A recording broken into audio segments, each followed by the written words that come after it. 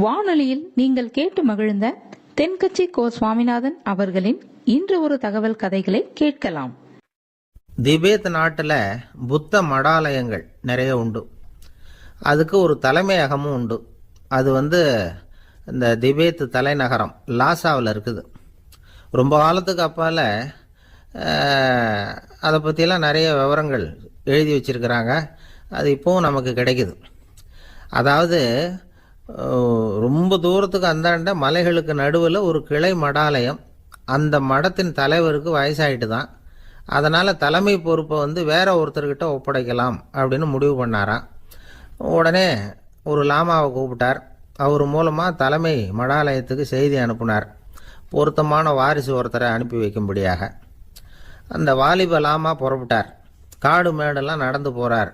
ரொம்ப நாள் கழித்து தலைமை பீடத்தை அடைஞ்சார். தலைமை குருக்கிட்ட விவரத்தை சொன்னார். தகுதியான ஒருத்தரை அனுப்பி வச்சா அழைச்சிட்டு போகிறேன் அப்படின்னார். சரி, நாளைக்கு காலையில் நீங்கள் அவங்க எல்லாரையும் அழைச்சிட்டு போகலாம்னார் அவர். அவங்க எல்லாரையுமா? அங்கே தேவைப்படுறது ஒருத்தர் தானே அப்படின்னார் இவர். ஆமான்னார். அப்புறம் ஏன் எல்லாரையும் அழைச்சிட்டு போக சொல்கிறீங்கன்னார். அது இப்போ உனக்கு புரியாது. நான் ஒரு 100 பிக்குகளை அனுப்புகிறேன், அதாவது பிட்சுகளை. அவ்வளவு பேரையும் அங்கே வச்சு சமாளிக்க முடியாது அப்படின்னார் இவர். இருந்தாலும் இப்போ அந்த தலைமை குரு என்ன சொன்னார்னா, அதை பற்றி கவலைப்படாத, நான் 100 பேரை அனுப்புகிறேன். அதில் 99 பேர் வழியிலேயே காணாமல் போடுவாங்க, ஒருத்தன் மட்டும்தான் வருவான். அவனும் அங்கே சேர்ந்துட்டானா நீ ரொம்ப கொடுத்து வச்சவன் அப்படின்னார். இவருக்கு ஒன்றும் புரியல. இருந்தாலும் மறுநாள் அந்த வாலிப லாமா 100 பேரை அழைச்சிக்கிட்டு புறப்பட்டார். போகிற வழியிலேயே பல பேர் அங்கங்கே பிச்சுக்கிட்டு போயிட்டாங்க. அவர் சொன்னது மாதிரியே. வழியில் அவங்க ஊர்கள் இருந்தது தான் காரணம். அப்பா அம்மாவை பார்த்துட்டு வரேன் அப்படின்னு கொஞ்சம் பேர் போனாங்க. சொந்த பந்தத்தை பார்த்துட்டு வரேன் அப்படின்னு கொஞ்சம் பேர். ஒரு வாரம் ஆச்சு. இப்போ மிஞ்சினது 10 பேர் தான். வழியில் ஒரு நகரம். அங்கே சில பிட்சுக்கள் சந்தித்தாங்க. எங்கள் மடத்து தலைவர் இறந்துட்டார், உங்களில் யாராவது ஒருத்தர் எங்களுக்கு தலைவராக முடியுமா அப்படின்னு கேட்டாங்க.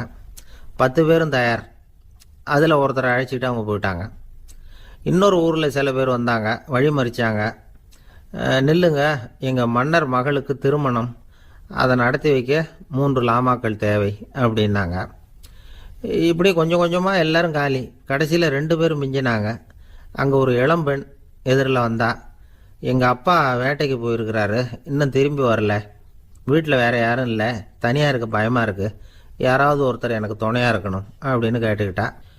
எங்கள் 2 பேரில் நீயே ஒருத்தரை தேர்ந்தெடுத்துக்கோ, இல்லைன்னா எங்களுக்குள்ளே சண்டை வந்துடும் அப்படின்னாங்க. இப்போ மிஞ்சினவர் ஒருத்தர். அவருக்கும் ஒரு சோதனை வந்தது. ஒரு தர்க்கவாதி எதிரில் வந்தான். உன்னோட வாதம் பண்ணணும்னா.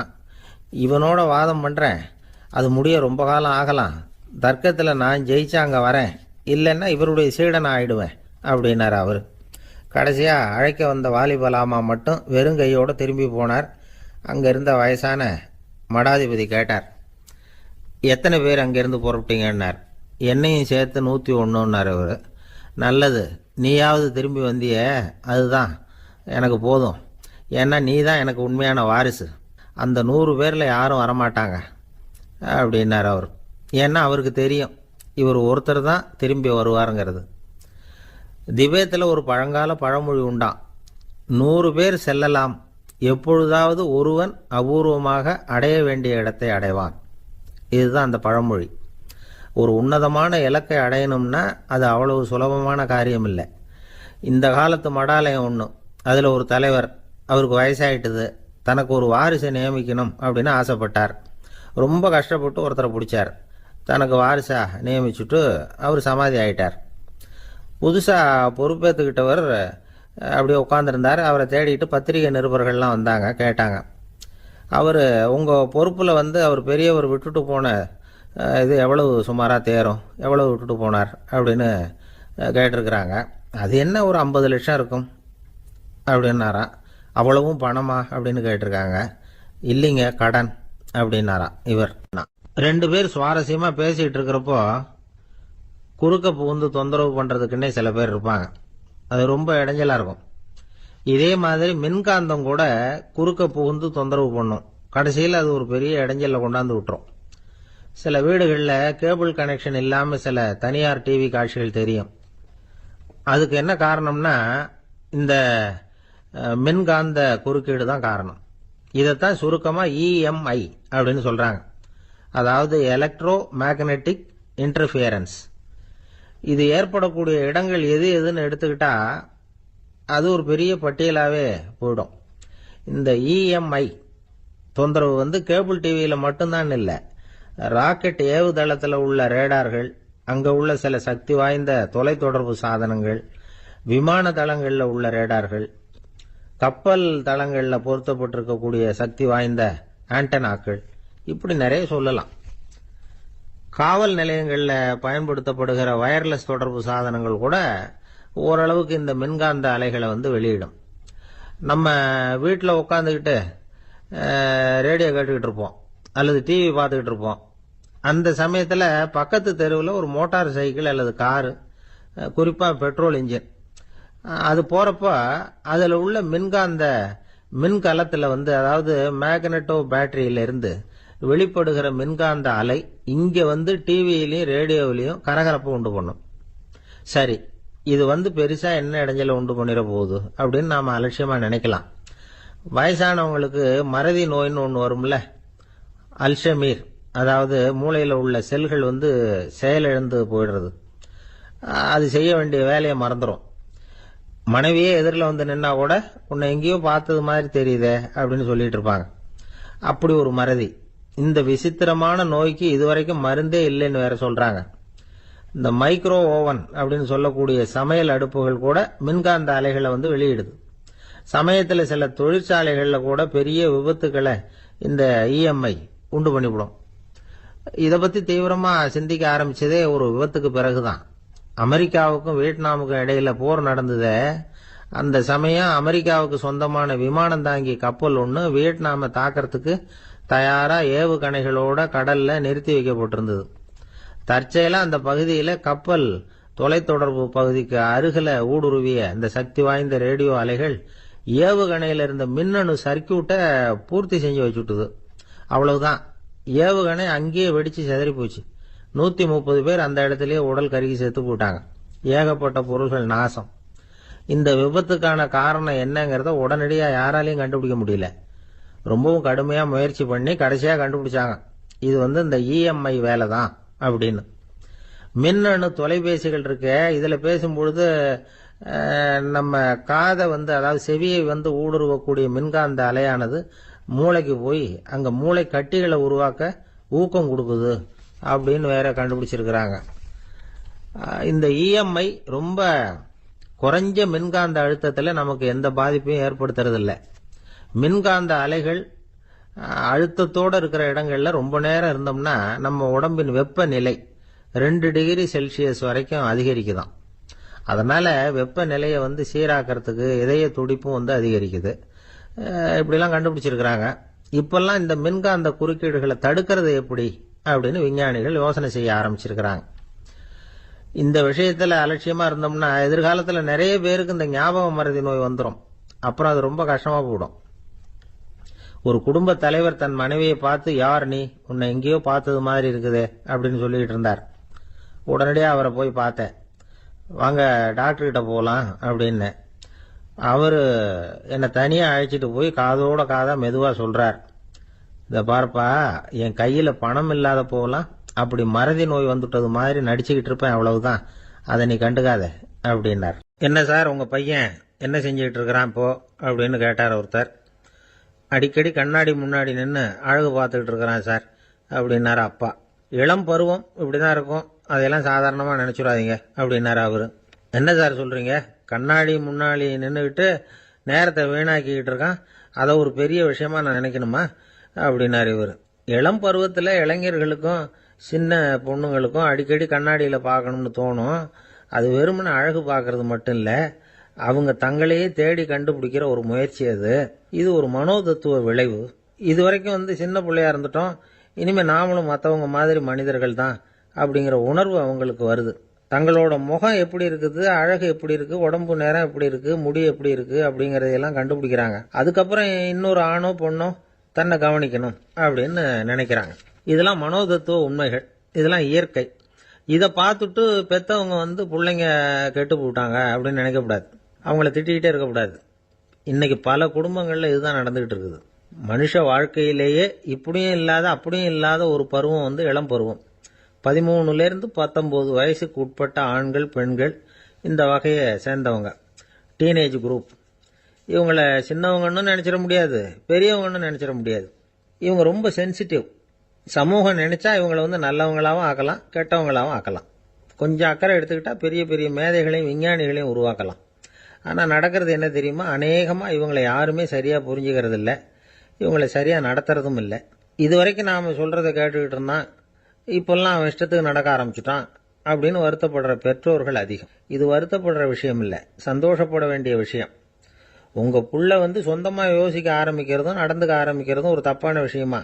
அவன் கடைசி வரைக்கும் உங்கள் பேச்சையே கேட்டுக்கிட்டு இருக்கணுங்கிறது என்ன நியாயம்? இன்னைக்கு இளைஞர்களை வந்து பெரியவங்க தப்பாக புரிஞ்சுக்கிட்டு தவறாக நடத்துறதுனால தான் அவங்களுக்கு வெறுப்பு, எரிச்சல், மனக்கசப்பு எல்லாம் உண்டாகுது. பெற்றவங்க சரியாக மதிக்கிறது இல்லை அப்படிங்கிற ஒரே காரணத்தினாலேயே வீணா போகிற பிள்ளைங்க இன்னைக்கு அதிகம். சரி, பெற்றவங்களுக்கு இன்னைக்கு என்னதான் புத்தி சொல்ல வர்றீங்க அப்படின்னு கேட்குறீங்களா? நாம எதையும் சொல்ல வரல, ஆனால் அது சம்பந்தமான சில நிபுணர்கள் சொல்லியிருக்கிறத உங்க காதில் போட்டு வைக்கலாம். அது என்னன்னா, பிள்ளைங்க கிட்ட அன்பு செலுத்துங்க. குழந்தையா இருந்தப்போ எவ்வளவு பாசமா இருந்தீங்க, வளர வளர அதை ஏன் குறைச்சிக்கிறீங்க? பெற்றவங்களின் அன்பான வார்த்தைகளுக்கு ஏங்குறவங்க தான் இன்றைய இளைஞர்கள். அவங்க எதை சொன்னாலும் அதை அக்கறையா காது கொடுத்து கேளுங்க, அலட்சியப்படுத்தாதீங்க. அவங்க விரும்புறது உங்ககிட்ட இருந்து ஒரு மதிப்பு, மரியாதை, அங்கீகாரம், இவ்வளவுதான். அவங்க அவங்களாவே முடிவுகள் எடுக்கட்டும், அதுக்கு நீங்க உதவியா இருங்க, அது போதும். மற்றவங்க முன்னாடி, முக்கியமா அவங்க நண்பர்கள் முன்னாடி அவங்கள பத்தி மட்டமா பேசாதீங்க. அவங்க கிட்ட பொய் சொல்லக்கூடாது.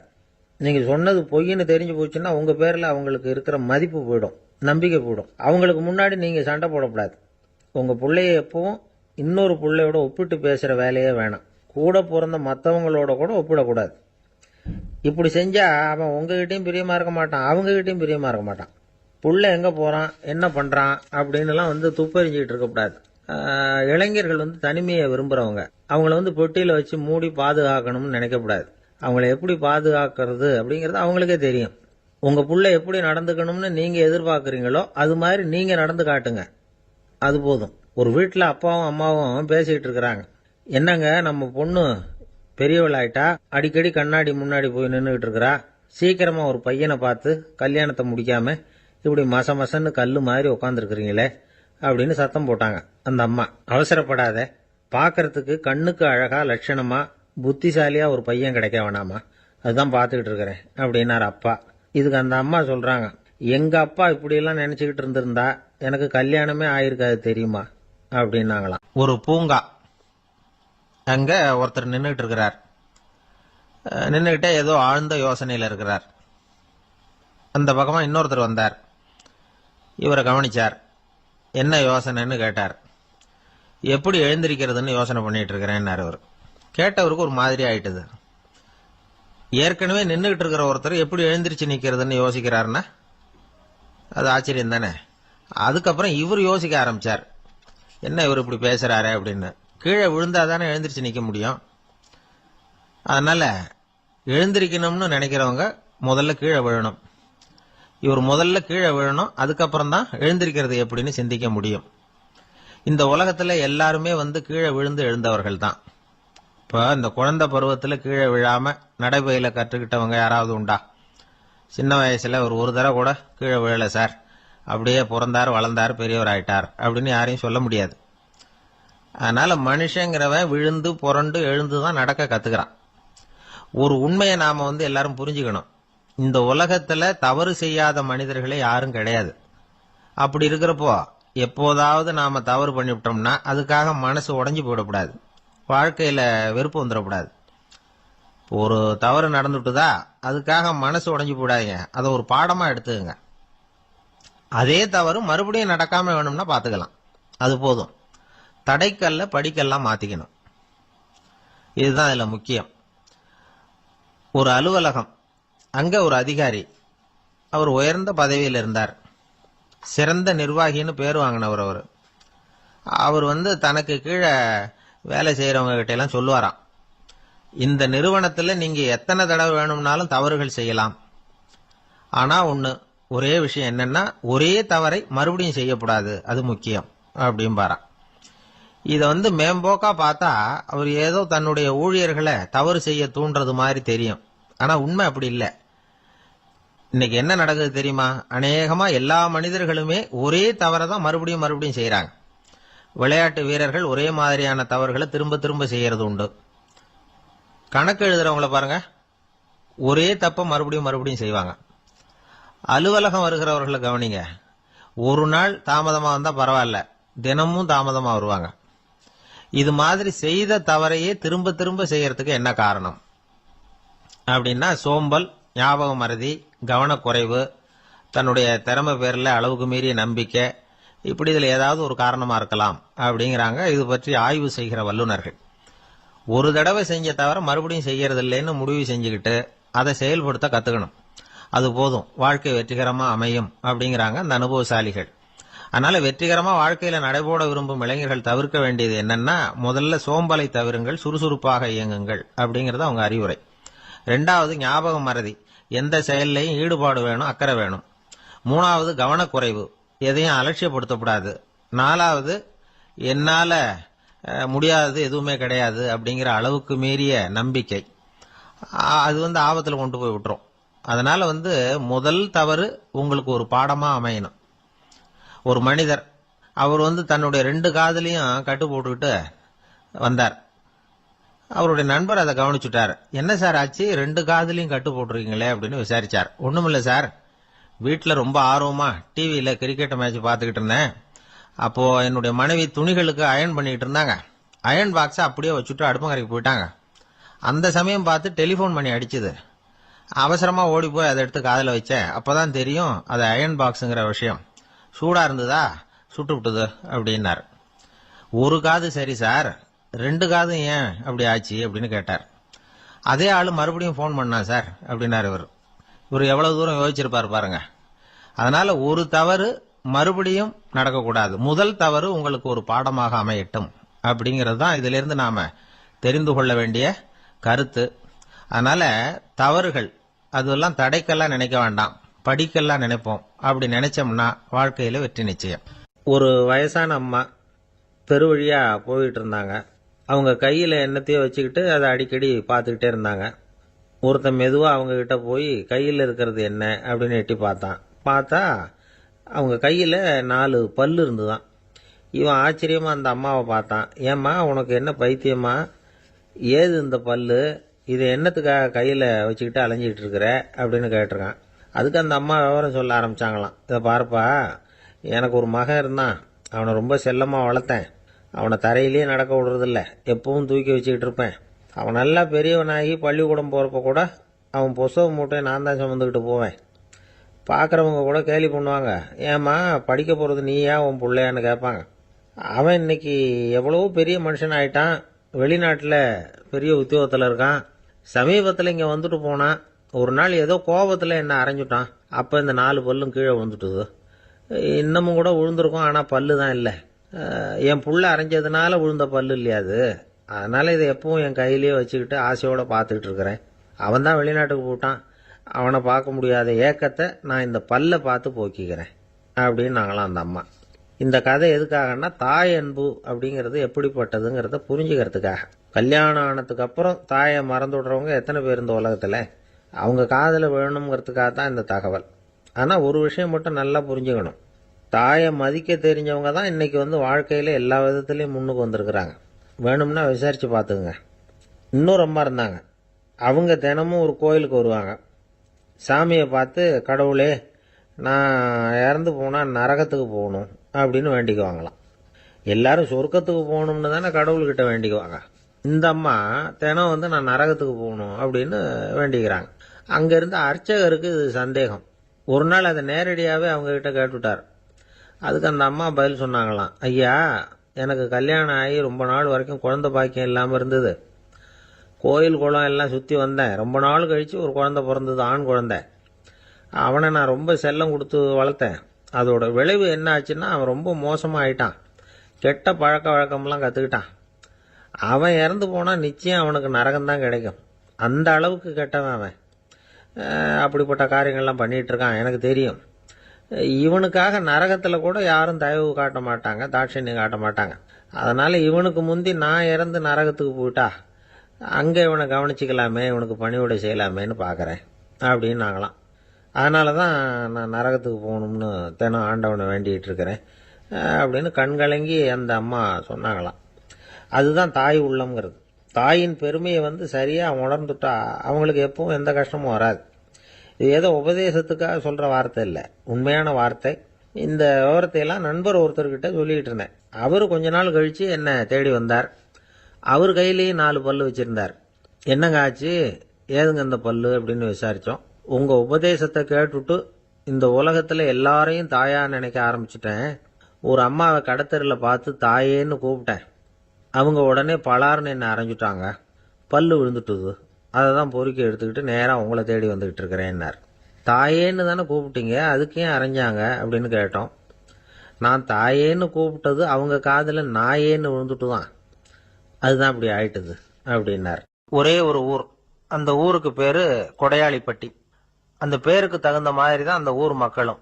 யார் என்ன கேட்டாலும் இல்லைன்னு சொல்லாமல் கொடுப்பாங்க. கொடையாளிகள் நிறைந்த ஊர். இனாமா மட்டும் இல்லை, கடனாவும் பணம் கொடுப்பாங்க. யாருக்காவது அவசரமாக பணம் தேவைப்பட்டதுன்னு வச்சுக்கோங்க, அந்த ஊருக்கு போய் வாங்கிக்கலாம். பத்திரம் தேவையில்லை, சாட்சி தேவையில்லை, ஜாமீன் தேவையில்லை, எந்த உத்தரவாதமும் கேட்காம பணம் கொடுத்துருவாங்க.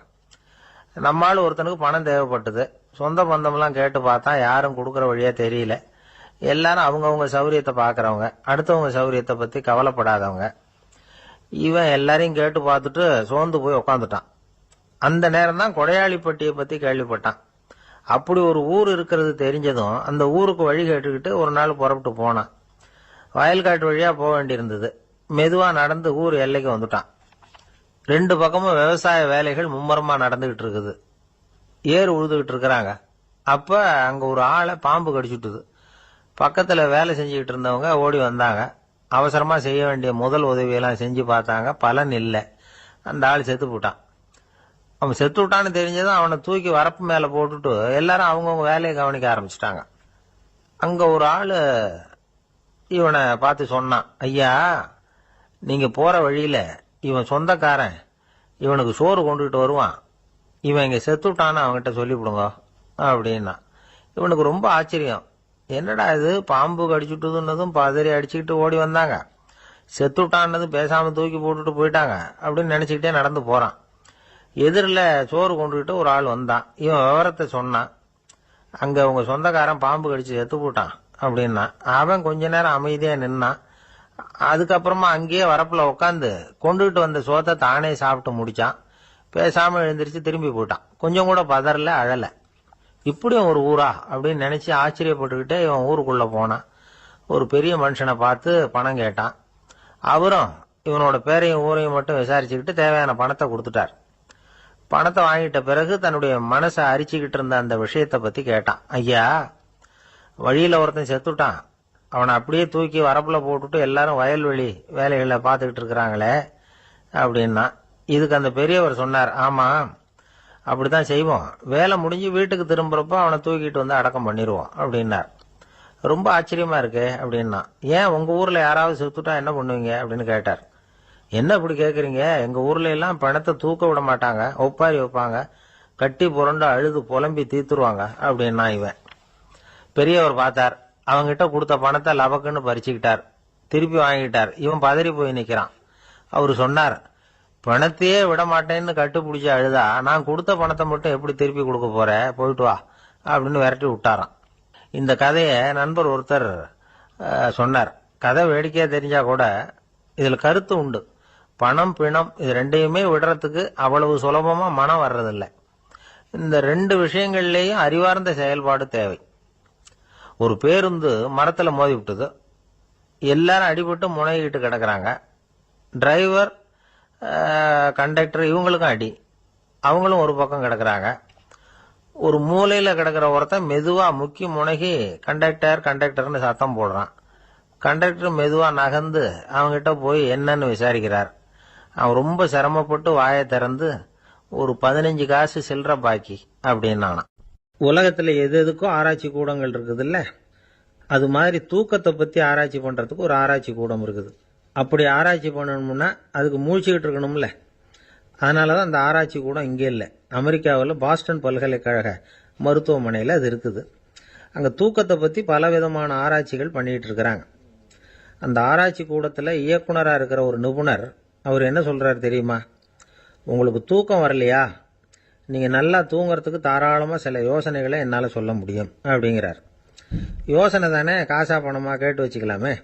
உணவு, மனநிலை, தூங்கும் இடத்தோட சூழ்நிலை, படுக்கைக்கு செல்றப்போ உள்ள பழக்க வழக்கங்கள், இது காரணமாக ஒருத்தருக்கு தூக்கம் வராமல் போகலாம்.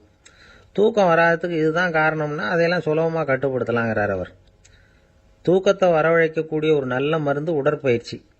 ஆனால் ஒன்று, படுக்க போகிற நேரத்தில் இது மாதிரி உடற்பயிற்சிகள் எல்லாம் செய்யக்கூடாது. கொஞ்சம் முன்னாடி பகல்லையே இந்த பயிற்சிகளை செய்கிறது நல்லது. தூக்கம் வராமல் அவதிப்படுறவங்க பிற்பகல் நேரங்களில் காஃபி, டீ இது மாதிரி பானங்களை சாப்பிடக்கூடாது. மது அருந்துறது கூட தூக்கத்தை பாதிக்கும்.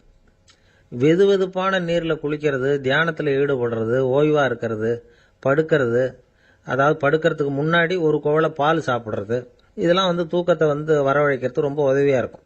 இன்னொரு விஷயம் என்னென்னா, தூங்கி ஆகணுமேங்கிற கவலை வேண்டியதில்லை.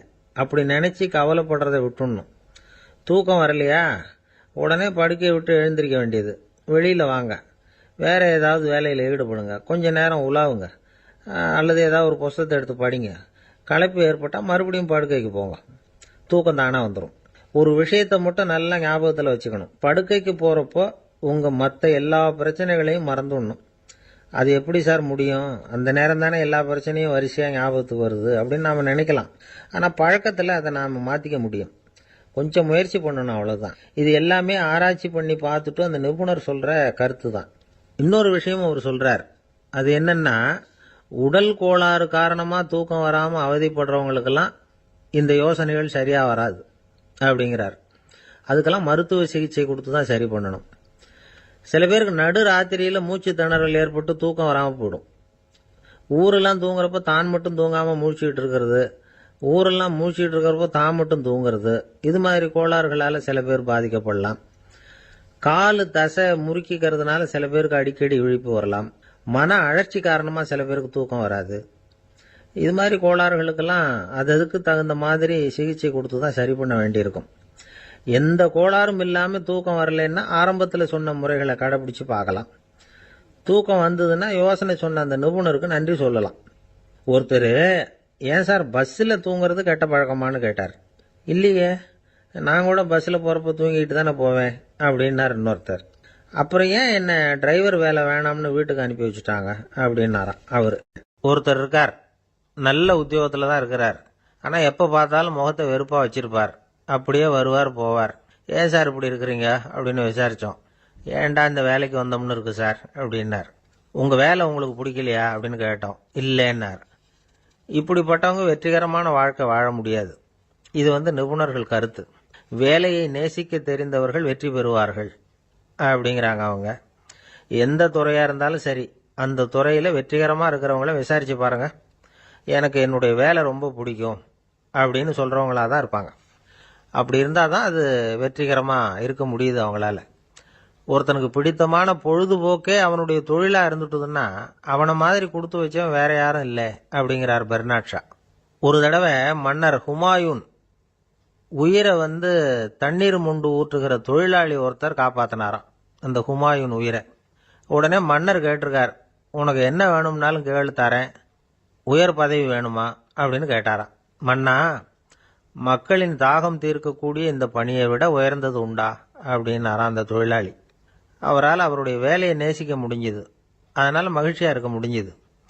நாமெல்லாம் அப்படி இல்லை. வேலை கிடைக்கிற வரைக்கும் கிடைச்சா போதும் அப்படின்னு இருக்கோம். கிடைச்சதுக்கப்புறம் ஏன்டா இந்த வேலைக்கு வந்தோம்னு ரொம்பவும் அழுத்துக்குவோம். சரி, நாம் இருக்கிற இடத்துல நாம் வெற்றிகரமாக இருக்க வழி உண்டா அப்படின்னா உண்டுன்னு சொல்கிறாங்க. அதாவது மன இயல் நிபுணர்கள் இருக்கிறாங்க இல்லையா, அவங்க அதுக்கு முக்கியமாக 6 வழிகள் சொல்கிறாங்க. நீங்கள் ஒரு அலுவலகத்தில் வேலை பார்க்குறவரா அப்படின்னா இதை கேளுங்க. அதாவது உங்கள் மேலதிகாரி எதிர்பார்ப்புக்கு தகுந்த மாதிரி உங்கள் வேலை இருக்குதா? அப்படி இல்லைன்னா முதல்ல உங்கள் வேலையின் தரம் உயரணும். உங்களுக்கு மேலே கீழே வேலை பார்க்குற பணியாளர்கள்கிட்ட நல்ல விதமாக பழகுறீங்களா? அந்த உறவு முறையில் ஏதாவது குறை இருந்தால் அதை கண்டுபிடிச்சி சரி பண்ணுங்க. நம்பிக்கைக்கு உரியவர் அப்படின்னு நீங்கள் பேர் எடுக்கணும். நீங்கள் எடுக்கிற முடிவு நல்ல முடிவாக தான் இருக்கும் அப்படின்னு அடுத்தவங்க சொல்லணும். உங்கள் தோற்றத்துக்கு முக்கியத்துவம் கொடுங்க. இது மனம் உடல் ரெண்டும் சம்பந்தப்பட்டது. அதனால் மனசையும் ஆரோக்கியமாக வச்சுருக்கணும், உடம்பையும் ஆரோக்கியமாக வச்சுருக்கணும். உங்களுடைய நிர்வாகம் செயல்படுற விதத்தை நல்லா புரிஞ்சு வச்சுக்கணும். உங்களுடைய நிர்வாகம் இப்போ ஒரு காரியம் செய்யுதுன்னு வச்சுங்க, ஏன் அப்படி செய்யுது, எதுக்காக அப்படி செய்யுது, அதனுடைய குறிக்கோள் என்ன, அது நீடிக்கிறதுக்கு காரணம் என்ன, இதையெல்லாம் தெரிஞ்சுக்கணும். சிரிப்புக்கு வஞ்சகம் பண்ணக்கூடாது, நல்லா சிரிக்கணும், அப்போ தான் அது திரும்ப கிடைக்கும். கடந்த கால தோல்வியை பற்றி கவலைப்படக்கூடாது. முதலாளி விருப்பம் தெரிஞ்சு நடந்துக்கிறது நல்லது தான். அதுக்காக காக்கா பிடிக்கணுங்கிற அவசியம் இல்லை. உங்களுக்கு ஒரு பொறுப்பான வேலை கிடைக்குது, உடனே சத்தம் குழப்பம் அப்படின்னு சூழ்நிலையை இறுக்கமாக ஆக்கிடக்கூடாது. எந்த சூழலையும் இயல்பாக கையாளக்கூடியவர் அப்படிங்கிறத காட்டணும். இதெல்லாம் உங்கள் துறையில் நீங்கள் வெற்றி பெற நிபுணர்கள் சொல்கிற யோசனைகள். இவ்வளவு விவரமும் சொல்லிவிட்டு ஒருத்தரை பார்த்து கேட்டோம், இப்போ சொல்லுங்க, நீங்கள் செய்கிற வேலை உங்களுக்கு பிடிச்சிருக்குதா அப்படின்னோம். ரொம்ப ரொம்ப பிடிச்சிருக்குது அப்படின்னார். சரி, என்ன செஞ்சிட்டு இருக்கிறீங்க அப்படின்னு கேட்டோம். சும்மா தான் இருக்கிறேன் அப்படின்னார். உங்கள் பையன் எப்படி சார் இருக்கான் அப்படின்னு விசாரிச்சார் ஒருத்தர். அவன் என்ன சார், எதை சொன்னாலும் காதில் வாங்க மாட்டேங்கிறான், அவன் பாட்டுக்கு போகிறான் வர்றான் அப்படின்னு சொல்லி அழுத்துக்கிட்டார் அப்பா. பெரியவங்க சொல்கிறத சின்ன பிள்ளைங்க கேட்கறது இல்லைங்கிறது ஒரு குறை. பெரியவங்க சொல்கிறது சின்ன பிள்ளைங்க காதிலேயே விழறது இல்லைங்கிறது ஒரு குறை. இது கொஞ்சம் சீரியஸான விஷயம், கவனித்து பார்க்கணும். ஒரு குழந்தைக்கு காது சரியாக கேட்குதா இல்லையா அப்படிங்கிறத நாம தான் கவனித்து பார்த்து கண்டுபிடிக்கணும். அதுவாக நம்மக்கிட்ட தவழ்ந்து அப்பா எனக்கு காது கேட்கல, அழைச்சிட்டு போங்க டாக்டர்கிட்ட அப்படின்னுலாம் சொல்லிகிட்டு இருக்காது. அது சரி, ஒரு குழந்தைக்கு காது சரிவர கேட்குதா இல்லையா அப்படிங்கிறத முன்கூட்டியே நாம் தெரிஞ்சுக்கிறது எப்படி? அதுக்கு சில வழி இருக்கு. உங்கள் குழந்தைய கொஞ்சம் அப்படி கவனித்து பாருங்க.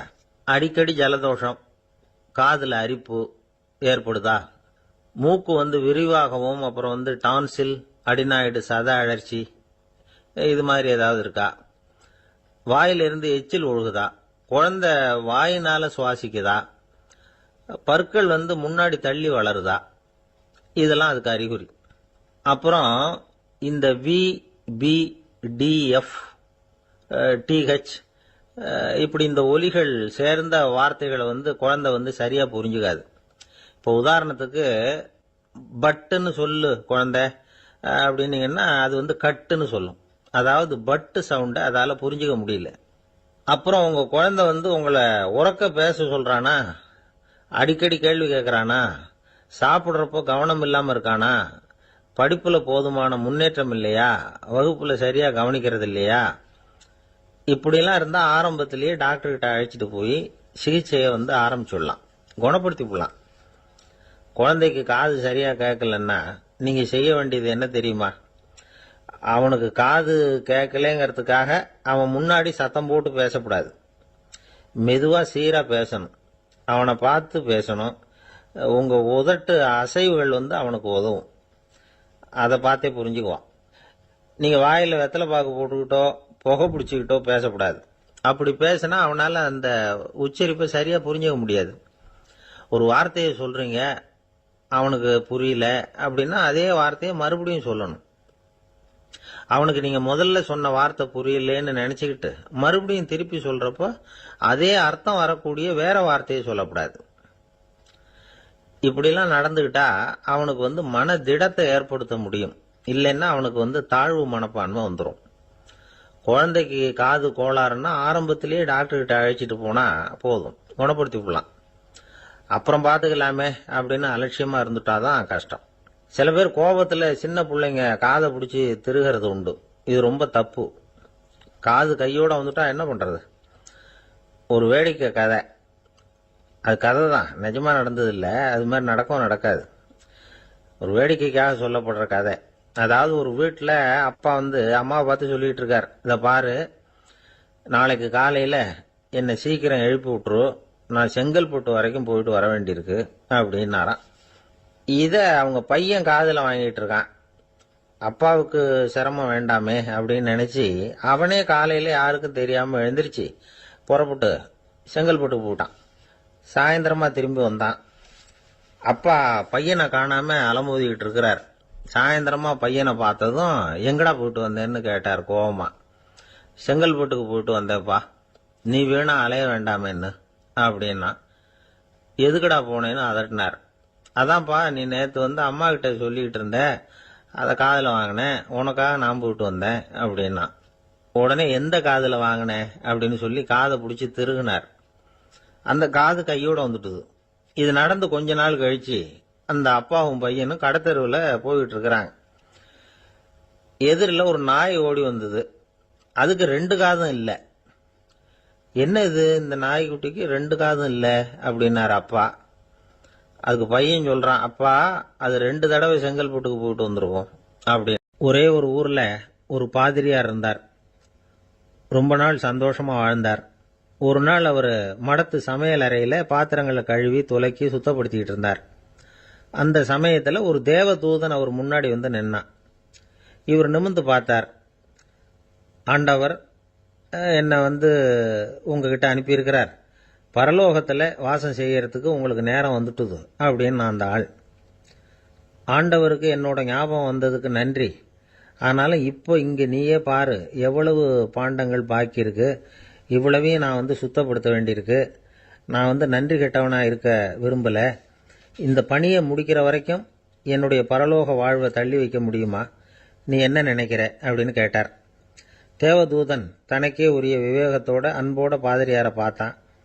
சரி, என்ன செய்யலாம்ங்கிறத அப்புறம் சொல்றேன் அப்படின்னு சொல்லிவிட்டு புறப்பட்டு போயிட்டான். ஒரு நாள் அந்த பாதிரியார் தோட்டத்தில் உள்ள களைகளை எல்லாம் ஒரு களை கொத்தியால கொத்தி களை எடுத்துக்கிட்டு இருக்கிறார். அந்த சமயத்தில் இந்த தேவதூதன் மறுபடியும் அவர் முன்னாடி வந்து நிற்கிறான். பாதிரியார் பார்த்தார்.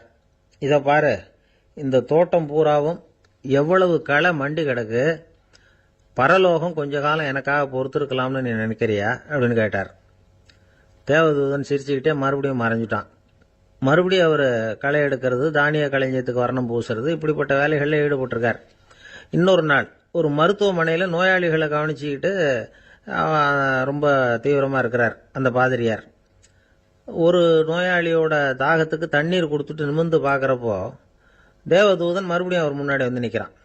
இந்த தடவை பாதிரியார் தன்னலமற்றவரா பேரன்பை காட்டக்கூடிய வகையில் தன்னுடைய 2 கைகளையும் உயர்த்தியபடி தேவதூதனின் கவனத்தை வந்து பிணியால் வாடக்கூடிய நோயாளிகளின் பக்கம் திருப்பினாராம்.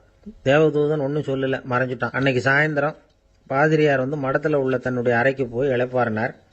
யோசிச்சு பார்த்தார்.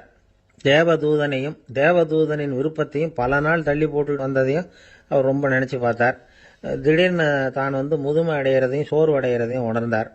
ஆண்டவரை நினைச்சார். ஆண்டவரே, உம்முடைய தூதனை மறுபடியும் என்கிட்ட அனுப்புனா நான் சந்திக்கிறதுக்கு ஆவலா இருக்கேன் அப்படின்னு சொல்றப்பவே தேவதூதன் பக்கத்தில் வந்து நின்னான்.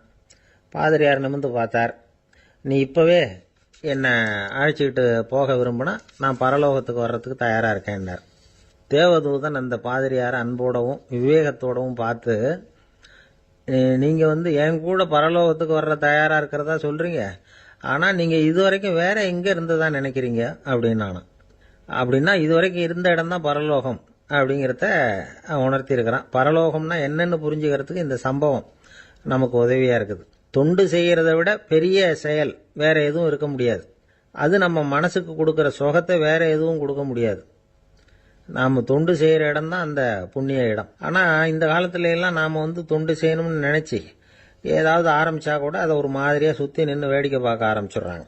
ஒரு பெரியவர் அப்படித்தான் ஒரு தொண்டு செஞ்சுக்கிட்டு இருந்தார். ஒரு கோவில் கட்டிக்கிட்டு இருந்தாங்க. அதில் ஒரு இடத்துல ஒரு பலகையை வச்சு ஆணி அடிக்கிற வேலையை செஞ்சுக்கிட்டு இருந்தார் அந்த பெரியவர். ஒரு சின்ன பையன் அதை ரொம்ப ஊக்கமாக அக்கறையாக கவனிச்சுக்கிட்டு இருந்தான். பெரியவர் இதை கவனிச்சார். என்னப்பா பார்க்குற, உனக்கும் இது மாதிரி தொண்டு செய்யணும்னு ஆசையாக இருக்கா அப்படின்னு கேட்டார்.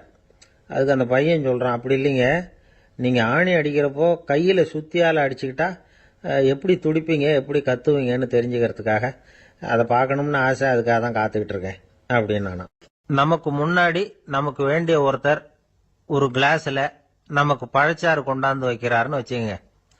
உடனே நாம் என்ன பண்ணுவோம், எடுத்து கிடுகிடுன்னு சாப்பிட்ருவோம் அடுத்தவங்க யாரும் வர்றதுக்குள்ள. அதை விட்டுட்டு அதை கொண்டாந்து வச்சவர்கிட்டயே அதோட விலை என்ன அப்படி இப்படின்னு நான் கேட்டுக்கிட்டு இருப்போம். நாம் கேட்க மாட்டோம். ஆனால் காந்திஜி அப்படி கேட்டாராம். எப்போ தெரியுமா, 1935. அந்த வருஷம் மே மாசத்துல ஒரு நாள் காந்திஜி டெல்லியில் இருக்கிறார். அப்போ அவருக்கு 2 டம்ளர் மாம்பழச்சாறு கொண்டாந்து கொடுக்குறாங்க. அதை வாங்குறார். இதோட விலை என்ன அப்படின்னு கேட்டார் காந்திஜி. யாருக்கிட்ட கேட்டார்னா மனுபென் காந்தி கிட்ட கேட்குறார். அவங்க தான் கொண்டாந்து கொடுக்குறாங்க. காந்திஜிக்கு உதவி செய்யறதுக்காக அவர் கூடவே இருந்தவங்க அவங்ககிட்ட தான் கேட்குறார். காந்திஜி சும்மா வேடிக்கைக்காக இப்படி கேட்குறாருன்னு நினச்சிட்டாங்க அந்த அம்மா. அதுவும் இல்லாமல் அதோட விலையை கேட்டால் காந்திஜி நிச்சயமாக அதை சாப்பிட மாட்டார் அப்படிங்கிற பயம் வேற. அதனால் அந்த அம்மா பதில் எதுவும் சொல்லாமல் கம்முன்னு இருந்துட்டாங்க.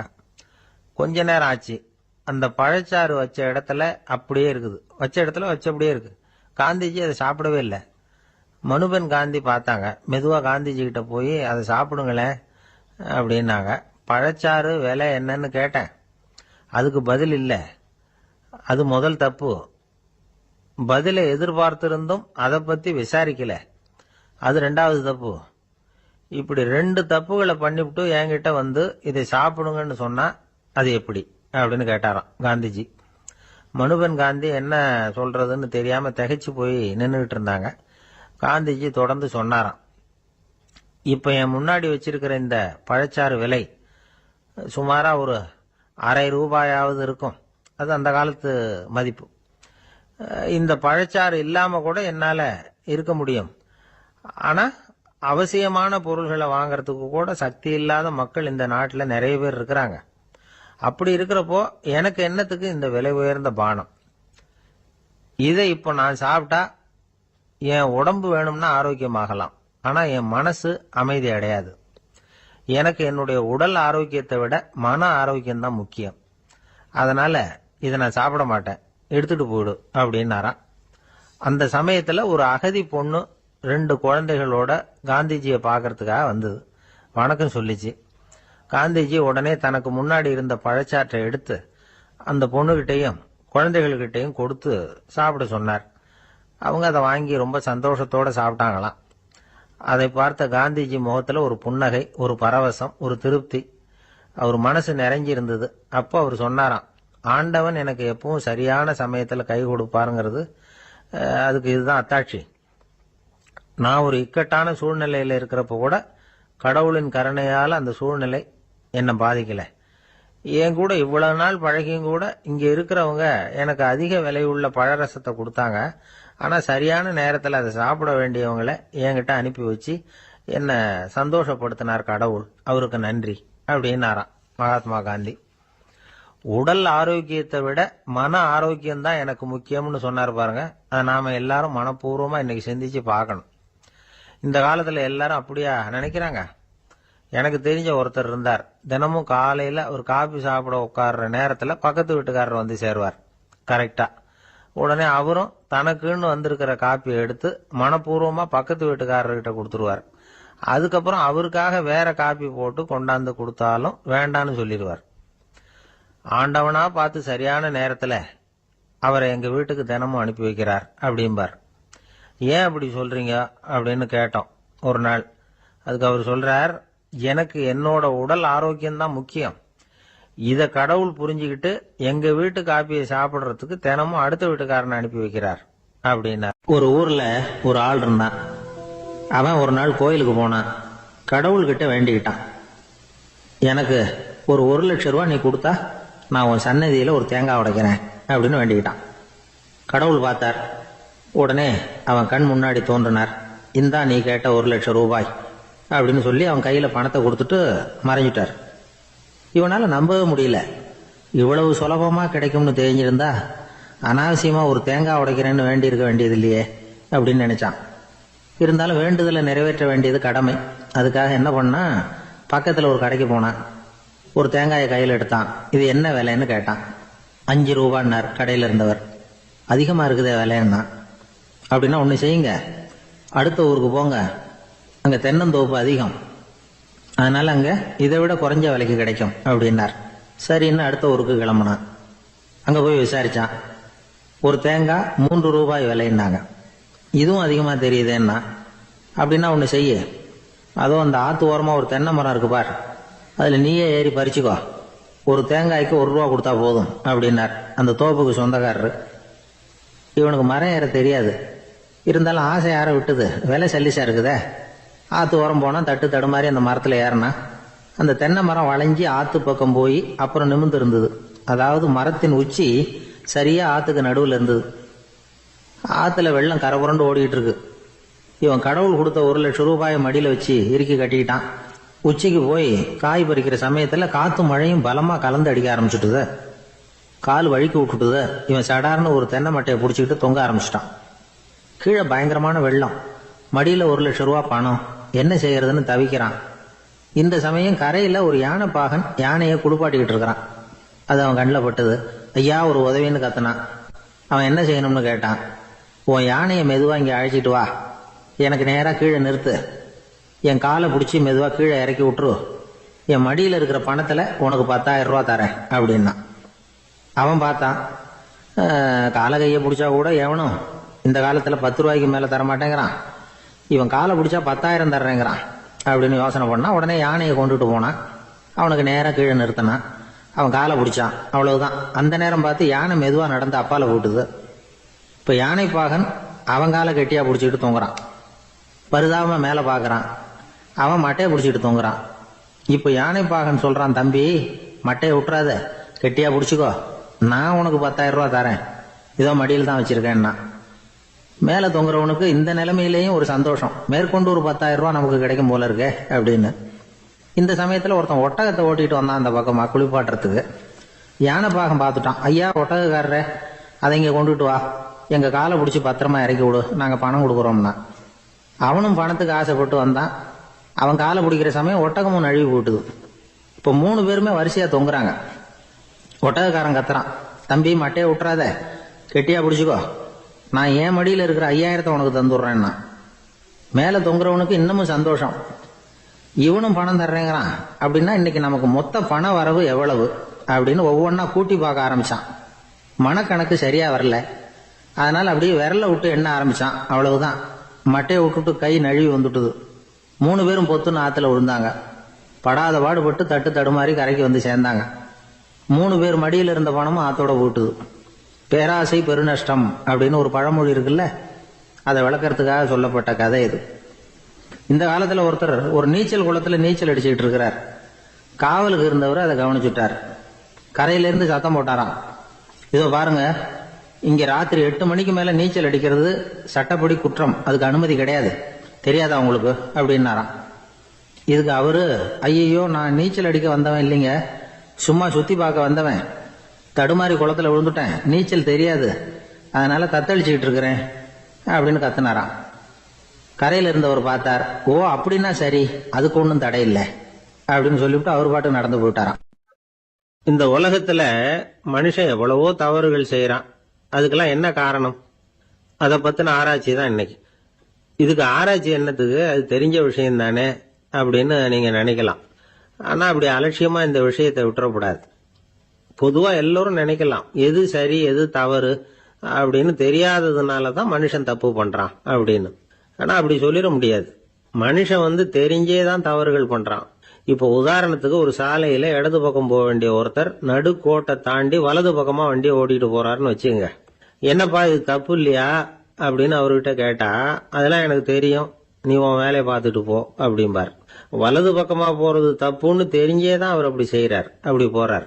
பெரிய உத்தியோகத்துல இருக்கிறவங்க கூட லஞ்சம் வாங்குறாங்க. அவங்களுக்கெல்லாம் லஞ்சம் வாங்குறது தப்புன்னு தெரியலன்னு அர்த்தம். திருடுறது தப்புன்னு தெரியாமலாம் மனுஷன் திருடுறான், நல்லாவே தெரியும். நீங்க வேணும்னா கேட்டு பாருங்க, வேற வழி இல்லை அதனால தான் திருடுறேன்பா. திருடுறது ஒரு புண்ணியமான காரியம்னு திருடனே கூட சொல்ல மாட்டான். திருடுறது தவறுங்கிறது திருடனுக்கு தெரியும் அப்படிங்கறத விளக்கறதுக்காக ஒரு பெரியவர் ஒரு கதை சொன்னார். அதாவது 2 திருடர்கள் 2 பேரும் சேர்ந்து ஒரு வீட்டுக்கு போய் ஒரு 10,000 ரூபாயை திருடிட்டு வந்துடுறாங்க. ஒரு காட்டு வழியா வந்துகிட்டு இருக்கிறாங்க. இன்னும் விடியல. 2 பேருக்கும் தூக்கம் கண்ணை சுத்துது. சரி இப்படியே ஒரு மரத்தடியில படுத்து தூங்குவோம், காலையில விடிஞ்சதும் இந்த பணத்தை 2 பேரும் பங்கு போட்டுக்குவோம் அப்படின்னு முடிவு பண்றாங்க.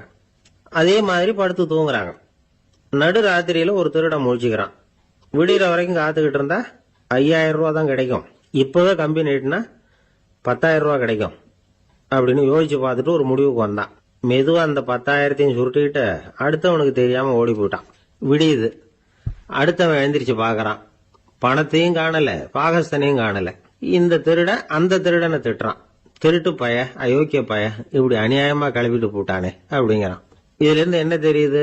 தெரியாம எடுத்துக்கிட்டு போறது திருட்டு, அயோக்கியத்தனம், அநியாயம் அப்படிங்கறது இவனுக்கு தெரிஞ்சிருக்குது. அதனாலதான் அடுத்தவனை பார்த்து இப்படி திட்டுறான். அதனால தெரியாததுனால மனுஷன் தவறு பண்றான்னு சொல்றது சரியில்லை. அப்படின்னா மனுஷன் பண்ற தவறுகளுக்கு உண்மையான காரணம் தான் என்ன? இதே சந்தேகம் அர்ஜுனனுக்கும் வந்துதான். அதனாலதான் அவன் பகவானை பார்த்து கேட்கறான். மனுஷன் தன் விருப்பத்துக்கு விரோதமா ஏதோ ஒரு சக்தியினால பலாத்காரமா இழுக்கப்பட்டது மாதிரி பாவம் பண்றானே, அந்த சக்தி என்ன அப்படின்னு கேட்கறான். இதுக்கு பகவான் பதில் சொல்றார். காமமும் குரோதமும் தான் அந்த சக்திகள், அதாவது ஆசையும் சினமும். இது ரெண்டும் உன்னுடைய எதிரிகள் அப்படிங்கறத புரிஞ்சுக்கோ அப்படிங்கிறார். இன்னமும் நுணுக்கமா பார்த்தா காமத்தினுடைய மறு உருவங்கள் தான் குரோதமும் லோபமும். ஆசை நிறைவேறலன்னா குரோதம், அதாவது கோபம். ஆசை நிறைவேறிட்டதுன்னா லோபம், அதாவது பேராசை. பாவத்தை கண்ட்ரோல் பண்ணணும்னா அதுக்கு மெயின் சுவிட்ச் எது அப்படிங்கறது இப்பதான் தெரியுது. அதுக்கு மனுஷன் தெரிஞ்சேதான் தவறு பண்றான் அப்படின்னு பேசிக்கிட்டோமே. அதுக்கு ஒரு உதாரணம். ஒரு ஆளு ஹோட்டல்ல சாப்பிட போனான். சாப்பிட்டு முடிச்சான். எழுந்திரிச்சு முதலாளி கிட்ட பில்ல கொடுத்தான். காசை கொடுக்கல. முதலாளி பணம் கொடுன்னு கேட்டார். இவன் என்கிட்ட பணம் இல்லைன்னா. முதலாளி கொஞ்சம் கூட அலட்டிக்கல. உள்ள இருந்து ஒரு ஆளை கூப்பிட்டார். இவனை கூப்பிட்டுட்டு போய் இட்லி மாவு ஆட்ட சொல்லுனார். இவனும் கவலைப்படாம உள்ள போயிட்டான். அப்போ அழைச்சிட்டு போற ஆளு கேக்குறான், ஏன் சார் சாப்பிடுறதுக்கு முன்னாடி காசு இல்லைங்கிறது உங்களுக்கு தெரியாதா அப்படின்னு கேக்குறான். தெரியும், காசு இல்லைங்கிறதும் தெரியும், காசு இல்லாம சாப்பிட்டா மாவாட்டணுங்கிறதும் தெரியும் அப்படின்னா அந்த ஆள். அப்படின்னா நீங்க உங்க வீட்லயே சாப்பிட்டு இருக்கலாமே அப்படின்னு கேக்குறான் அவன். அதுக்கு இவர் சொல்றாரு, அது எப்படி, அங்க சாப்பிட்டாலும் நான் இதே வேலையை தானே செய்ய வேண்டியிருக்கும் அப்படின்னாராம். ஒருத்தர் முகத்தை தொங்க போட்டுக்கிட்டு ஒரு மாதிரியா வந்தார். என்ன விஷயம்னு விசாரிச்சேன். என்னுடைய நண்பன் ஒருத்தங்கிட்ட கருத்து வேறுபாடு, இனிமே நமக்குள்ள எந்த சம்பந்தமும் வேணாம்னு நட்பை முறிச்சிட்டு வந்துட்டேன்னா. நண்பர்கள்னு இருந்தா கருத்து வேறுபாடு வரத்தான் செய்யும்னு. கருத்து வேறுபாடு வராம இருக்கிறதுக்கு ஏதாவது வழி உண்டா அப்படின்னு கேட்டாங்க. அதை பத்தி நிபுணர்கள் சில யோசனைகளை சொல்லியிருக்கிறாங்கன்னு. முதல் விஷயம் என்னன்னா, உங்க நண்பனுக்கு ஒரு செய்தி சொல்லணும்னா அதை நீங்களே நேரடியா சொல்லுங்க, அல்லது உங்க கைப்பட கடிதம் எழுதுங்க. அதாவது நேரடி தொடர்பு முக்கியம்.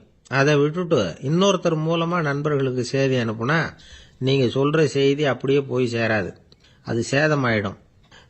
கூட்டி குறைச்சி சொல்லிவிடுவாங்க, அது குழப்பத்தில் கொண்டாந்து விட்டுரும். இது ஒரு யோசனை.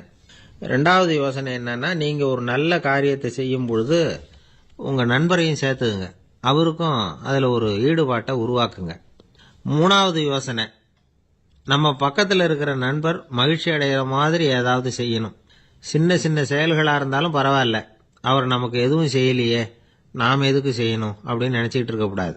நாலாவது யோசனை என்னன்னா, உங்களுக்கு ஒரு பிரச்சனையா அல்லது உங்க நண்பருக்கு ஒரு பிரச்சனையா, எதுவா இருந்தாலும் ரெண்டு பேரும் சேர்ந்து உட்காந்து ஆலோசனை பண்ணுங்க.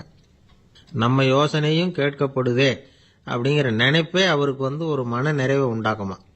ஐந்தாவது யோசனை, உங்க நண்பர் ஏதோ ஒரு காரியத்தை செய்யறார், நீங்க உடனே அவசரப்பட்டு நீ செய்யறது தப்புன்னு தீர்ப்பு சொல்லக்கூடாது. அவர் அதை செய்யறதுக்கான நியாயங்கள் எவ்வளவோ இருக்கும், அதை புரிஞ்சுக்கிறதுக்கு முயற்சி பண்ணணும். ஆறாவது யோசனை, உங்க நண்பர் என்ன சொன்னாலும் அதை பொறுமையா கேளுங்க. அவர் சொல்றத புரிஞ்சுக்கணும், அவர் சொல்ல விரும்புறத புரிஞ்சுக்கணும், அவர் சொல்ல முடியாம தவிக்கிறதையும் புரிஞ்சுக்கணும். இப்படி 3 விதமாவும் அவரை புரிஞ்சுக்கிட்டு அதுக்கு தகுந்த மாதிரி செயல்படணும். ஏழாவது யோசனை என்னன்னா, உங்க நண்பர் உங்ககிட்ட ஏதோ ஒரு கருத்தை சொல்றார், அது உங்களுக்கு பிடிக்கல, அதுக்காக உடனே நீ சொல்றது சரியில்லை, நான் ஒத்துக்க மாட்டேன் அப்படின்னு எல்லாம் மறுத்துக்கிட்டு இருக்கக்கூடாது. அவர் சொல்றதை கேட்கணும், பொறுமையா சிந்திக்கணும், அதுக்கப்புறம் பதில் சொல்லணும். இப்படிலாம் நடந்துகிட்டா நண்பர்களுக்குள்ள கருத்து வேறுபாடு வர்றதுக்கு வாய்ப்பே இருக்காது அப்படின்னு வல்லுநர்கள் தொகுத்து சொல்லியிருக்கிறாங்க இந்த யோசனைகளை. எனக்கு தெரிஞ்ச சில நண்பர்கள் உண்டு, அவங்களுக்குள்ளேயும் கருத்து வேறுபாடுகள் வராமல் இருக்கிறதுக்கு சில நுட்பங்களை கையாளுறது உண்டு. ஒருத்தர் சொன்னார், அந்த டாக்டர் சின்ன வயசுலேருந்து என் கூட பழகினவர், நாங்கள் 2 பேரும் இணை பிரியாத நண்பர்கள். இருந்தாலும் எனக்கு உடம்பு சரியில்லைன்னா நான் அவர்கிட்ட வைத்தியம் பார்த்துக்க மாட்டேன் அப்படின்னார் ஒருத்தர். ஏன் அப்படின்னு கேட்டேன். எங்கள் நட்பு கெட்டு போடக்கூடாது இல்லையா, அதனால தான் அப்படின்னாரு இவர். ஒரு ஆள் இருந்தார், அவர் தன்னை ஒரு குருன்னு சொல்லிக்கிட்டார். மௌன குரு, வாயே திறக்கிறது இல்லை. அவருக்கு 2 சீடர்கள் உண்டு. இவங்க தான் வர்றவங்க கிட்ட பேசுவாங்க, விளக்கம் கொடுப்பாங்க. ஒரு நாள் இந்த சீடர்கள் 2 பேரும் எங்கேயோ வெளியில போயிட்டாங்க. அந்த நேரம் பார்த்து ஒருத்தர் அங்கே வந்தார். குரு கிட்ட போனார். குருவே, புத்தர்னா என்னன்னு கேட்டார். குருவுக்கு ஒன்றும் புரியல. அவர் உண்மையான குருவா இருந்தாவில புரியும். அவர் திருன்னு முழிக்க ஆரம்பிச்சுட்டார். இந்த நேரம் பார்த்து இந்த சீடர்கள் எங்கேயோ போயிட்டாங்களே, என்ன பண்றது, உதவிக்கு யாராவது கிடைக்க மாட்டாங்களா அப்படின்னு அப்படியே சுத்தி பாக்குறார். அங்க பாக்குறார். வந்தவர் இதை கவனிச்சார். ஏதோ புரிஞ்சுக்கிட்டவர் மாதிரி அடுத்த கேள்வி கேட்டார். தர்மம்னா என்ன சுவாமின்னார். குருவுக்கு ரொம்ப சங்கடமா போச்சு. நம்ம நிலைமை இப்படி ஆயிட்டுதே, இக்கட்டில் மாட்டிக்கிட்டோமே அப்படின்னு நினைச்சபடியே விட்டத்தை பார்த்தார். அப்புறம் குனிஞ்சு தரைய பார்த்தார். அப்படியே உட்காந்துக்கிட்டார். வந்தவர் உடனே அடுத்த கேள்விக்கு போயிட்டார். தியானம்னா என்ன சுவாமின்னார். பாவம் என்ன பண்ணுவார் அந்த குரு, பேசாம கண்ணை கெட்டியா மூடிக்கிட்டார். இது ஏதுடா வம்பா போச்சுன்னு. இவர் இப்படி பண்ணா கூட வந்தவர் சளைக்கல. இன்னொரு கேள்வியும் கேட்டார். ஆசீர்வாதம்னா என்ன அப்படின்னார். இவர் பார்த்தார். இப்படியே போனா இவர் கேள்வி கேட்கறத நிறுத்த மாட்டார் அப்படின்னு நினைச்சுக்கிட்டு எனக்கு ஒண்ணுமே தெரியாதுங்கிற பாவனையில 2 கையையும் விரிச்சு காட்டினார். வந்தவர் முகத்துல மகிழ்ச்சி, மன நிறைவு.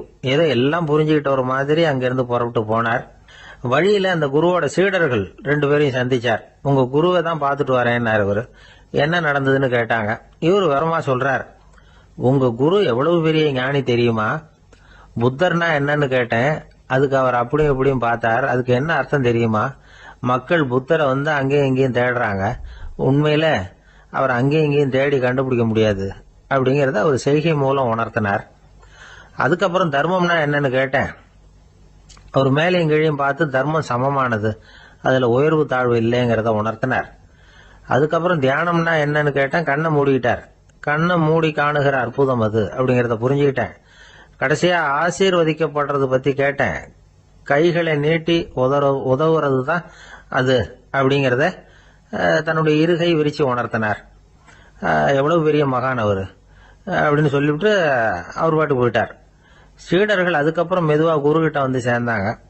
அவங்கள பார்த்ததும் குருவுக்கு கோபம் வந்துட்டுது. அடே பாவிகளா, எங்கடா போய் தொலைஞ்சிங்க, நான் ஒரு ஆளுகிட்ட மாட்டிக்கிட்டு என்ன பாடுபட்டிருக்கேன் தெரியுமான்னார். இது மாதிரிதான் நாம சாதாரண மனிதர்களின் புற வேடங்களிலேயே மயங்கி போயிடுறோம். அவங்க பேச்சு, செய்கை, பார்வை இதுல எல்லாம் ஏதோ பெரிய தத்துவம் இருக்கிறதாக நினைச்சுக்கிறோம். உண்மையிலேயே அந்த தத்துவங்கள் யாருக்கு சொந்தம்? அவங்களுக்கு இல்ல, நமக்கு தான் சொந்தம். நாம தானே அதை கற்பிச்சுக்கிட்டோம். நாம அடையாளம் கண்டுக்கிறது இல்ல, நாம யாருங்கிறது நமக்கு புரியறது இல்ல. அதுதான் இன்னைக்கு நடக்கிறது. அதனாலதான் அடுத்தவங்களை தேடி ஓடிக்கிட்டு இருக்கிறோம். சில வீடுகளில் கூட இது மாதிரி சைகைகள் உண்டு. சில குடும்ப தலைவர்கள் தினமும் காலையில கண்ணை கெட்டியா மூடிக்கிட்டு கை 2ஐயும் சுத்தமா விரிச்சு வச்சுக்கிட்டே உட்காந்து தியானம் பண்றது வழக்கம். எதுக்காக அப்படி பண்றீங்கன்னு ஒருத்தரை பார்த்து கேட்டேன். இந்த மாசம் வாங்கின சம்பளம் பூரா தீர்ந்து போச்சு, இனிமே என் கையில சுத்தமா ஒண்ணும் இல்ல, புதுசா எதுவும் செலவு வச்சுடாதே அப்படிங்கறத அப்படி உள்ளங்கை 2ஐயும் விரிச்சு காட்டி அவங்களுக்கு உணர்த்துறேன் அப்படின்னார். அம்மாக்காரங்களுக்கு அடிக்கடி ஏற்படுற கவலை ஒண்ணு உண்டு. அதாவது குழந்தை சரியா சாப்பிட மாட்டேங்குதே அப்படிங்கிற கவலை. இவங்கெல்லாம் ஒரு விஷயத்த நல்லா புரிஞ்சுக்கணும். குழந்தைகள்ங்கிறவங்க பெரியவங்க மாதிரி இல்ல. அவங்க கடிகாரத்துல மணியை பார்த்துட்டு சாப்பிட்றதுக்கு உட்கார்ற ரகம் கிடையாது. பசிச்சா சாப்பிடுவாங்க, இல்லைன்னா விளையாடுவாங்க அல்லது தூங்குவாங்க. அது புரியாம அவங்கள கட்டாயப்படுத்தி அல்லது மிரட்டி சாப்பிட வைக்கிறது ரொம்ப தப்பு. ஒரு 8 மாச குழந்தைக்கு 3 மணி நேரத்துக்கு ஒரு தடவை பசிக்கும். அந்த நேரம் பார்த்து சாப்பாடு கொடுத்தா அடம் பண்ணாம அது பாட்டுக்கு சாப்பிட்றோம். அதே குழந்தைக்கு 1 வயசு ஆகிறப்போ 4 மணி நேரத்துக்கு ஒரு தடவை பசிக்கும். இந்த வயசுல இயற்கையாவே பசி குறைஞ்சிருக்கும். அது புரியாம என் குழந்தை முன்னாடி மாதிரி இப்ப சரியா சாப்பிட மாட்டேங்கிறான் அப்படின்னு சில பேர் டாக்டர் கிட்ட போய் சொல்லிக்கிட்டு இருப்பாங்க. இன்னொரு விஷயம், ஒரு குழந்தைக்கு வயசு அதிகமாகிற வேகத்துக்கு உடம்பு எடையும் அதிகமாகிக்கிட்டே போவாது. உடம்பு எடை அதிகமாகிற வேகம் குறைஞ்சிக்கிட்டே வரும். 6 மாச குழந்தைக்கு ஒரு வாரத்துல 150 கிராம் எடை கூடும். ஒரு வயசுல வாரத்துக்கு 71 கிராம் எடை கூடும். இது புரியாம அதிகமா சாப்பாட்டை கொடுத்து குழந்தைய கஷ்டப்படுத்தக்கூடாது. ஏன்னா அளவுக்கு மீறின உணவு அஜீரணத்தை உண்டு பண்ணிவிடும். குழந்தைக்கு ஒரு தட்டில் கொஞ்சமா ஆகாரத்தை வச்சு கொண்டுகிட்டு போய் கொடுக்கணும். மலை மாதிரி குவிச்சு வச்சா அதை பார்த்ததுமே பசி அடங்கி போயிடும். அடிச்சு மிரட்டி பயமுறுத்தி குழந்தைய சாப்பிட வைக்கிற பழக்கம் இருக்கு பாருங்க, அதுக்கு ஃபுட் ஃபோர்சிங் அப்படின்னு பேரு. இப்படி பண்ணுனா குழந்தைக்கு சாப்பாட்டுல விருப்பம் குறைஞ்சிரும், அதை கண்டாவே வெறுக்க ஆரம்பிச்சிரும். அது மாதிரி உளம் சார்ந்த பசி குறைவு, சைக்கோஜெனிக் அனோரெக்சியா, அது ஏற்படுமா. சாப்பாடுங்கிறதே ஒரு தண்டனை மாதிரி தோணும். குழந்தைகளுக்கு பிடிச்ச மாதிரியான ஆகாரத்தை கொடுக்கணும். சத்து அதிகம் இருக்குங்கிறதுக்காக அதுக்கு பிடிக்காத ஆகாரத்தை கொடுத்து கட்டாயப்படுத்தக்கூடாது. குழந்தைகளுக்கு 2 வயசு ஆகிறப்போ இயற்கையாகவே எதிர்மறை குணம் உண்டாகும். அதாவது அந்த எதிர்மறையாக பேசுறது. இது மாதிரி சமயங்களில் நாம் என்ன சொல்கிறோமோ அதுக்கு நேர்மாறாக நடந்துக்கும். ஏட்டிக்கு போட்டி. சாப்பிட சொன்னால் விளையாட போவோம், விளையாட சொன்னால் சாப்பாடு கேட்கும். இதை புரிஞ்சுக்கிட்டு நடந்துக்கணும். குழந்தை சொன்ன பேச்சை கேட்கலேன்னு கோவப்படக்கூடாது. குழந்தை வளர வளர பிடிவாத குணம் வர்றது சகஜம். கேட்டதை வாங்கி கொடுத்தாதான் சாப்பிடுவேன் அப்படின்னு பிடிவாதம் பண்ணும். வாங்கி கொடுத்துடுறது தான் உத்தமம். நீங்களும் அதுகிட்ட பிடிவாதம் பண்ணிட்டு இருக்கக்கூடாது. ஏன்னா கேட்டது கிடைக்கலையேங்கிற ஏமாற்றம் கூட குழந்தையோட பசியை குறைச்சிரும். கேட்டது கிடைச்சுட்டா பசி அதிகமாகும். கொடுத்ததை மலமலன்னு சாப்பிட்றோம். குழந்தைகளுக்கு கண்ட கண்ட நேரத்தில் சாப்பிட்றதுக்கு எதையாவது வாங்கி கொடுத்துக்கிட்டு இருந்தா சாப்பாட்டு நேரத்தில் சாப்பிடாம அடம் பண்ண ஆரம்பிச்சிடும். பள்ளிக்கூடம் போகிற பிள்ளைங்க காலை உணவை சரியாக சாப்பிட மாட்டாங்க. அச்சம், அவசரம், பரபரப்பு இதெல்லாம் தான் காரணம். பள்ளிக்கு புறப்படுறதுக்கு ஒரு 3/4 மணி நேரத்துக்கு முன்னாடியே சாப்பாடு போட்டுருங்க, அது சரியாக போடும். படிக்கிற குழந்தைகள் உடல் சோர்வு, மனச்சோர்வு இது காரணமாக கூட சாப்பிட மறுக்கிறது உண்டு. இப்போ உதாரணமாக சாயந்தரம் விளையாடி விட்டு வீட்டுக்கு வந்ததும் சாப்பிட சொன்னால் வேணாம்பாங்க. இது உடல் சோர்வு. ரொம்ப நேரம் வீட்டு பாடங்களை செஞ்சு முடித்த கையோடு சாப்பிட சொன்னாலும் அவங்களால சரியாக சாப்பிட முடியாது. இது உளச்சோர்வு, அதாவது மனச்சோர்வு. இதை தவிர குழந்தைகளுக்கு உடல் நலக்குறைவு ஏற்பட்டால் கூட சாப்பிட மறுக்கிறது உண்டு. சில மருந்து மாத்திரைகள் கூட பசியை குறைச்சிரும். அதனால் சரியாக தெரிஞ்சுக்கிட்டு குழந்தைகளை சாப்பிட வைக்கணும். அது புரியாமல் கையில் சாப்பாட்டு தட்டை வச்சுக்கிட்டு குழந்தைகளை விரட்டிக்கிட்டு அலையக்கூடாது. ஒரு சின்ன பையன் சொன்னான், எங்கள் அம்மா சாப்பாடு போடுறது தெரிஞ்சா நான் உடனே வீட்டை விட்டு வெளியில் ஓடி போடுவேன் அப்படின்னா. ஏன் அப்படி பண்ணுறேன்னு கேட்டோம். எங்கள் அப்பா கூட அது மாதிரி தான் சார் பண்ணுவார் அப்படிங்கிறான். நம்பிக்கை இல்லைன்னா இந்த உலகத்தில் நாம் நடமாடவே முடியாது. அவநம்பிக்கையோடு இருந்துக்கிட்டு இருந்தா என்னைக்கும் அவஸ்தை தான். நாம் நம்புறது நடக்குதோ இல்லையோ அது வேற விஷயம். ஆனால் எதையும் நம்பி தான் நாம் அடி வைக்க வேண்டியிருக்கு. வேற ஒன்றும் வேணாம். ஒரு லாட்ரி சீட்டு வாங்குகிறோம், அது எங்கே நமக்கு விழப்போகுது அப்படிங்கிற அவநம்பிக்கையோடவா வாங்குகிறோம்? பரிசு நமக்கு தான் அப்படிங்கிற நம்பிக்கை உள்ளூர இருக்கிறதுனால தான் அதை வாங்குகிறோம். இருந்தாலும் முடிவு வேற மாதிரி ஆயிடுது. அதுக்காக மனசு சோர்ந்து போகிறதில்ல. அடுத்த மாதமும் சீட்டு வாங்குகிறோம். இந்த நம்பிக்கை தான் மனித வாழ்க்கைக்கு ஆதாரம்.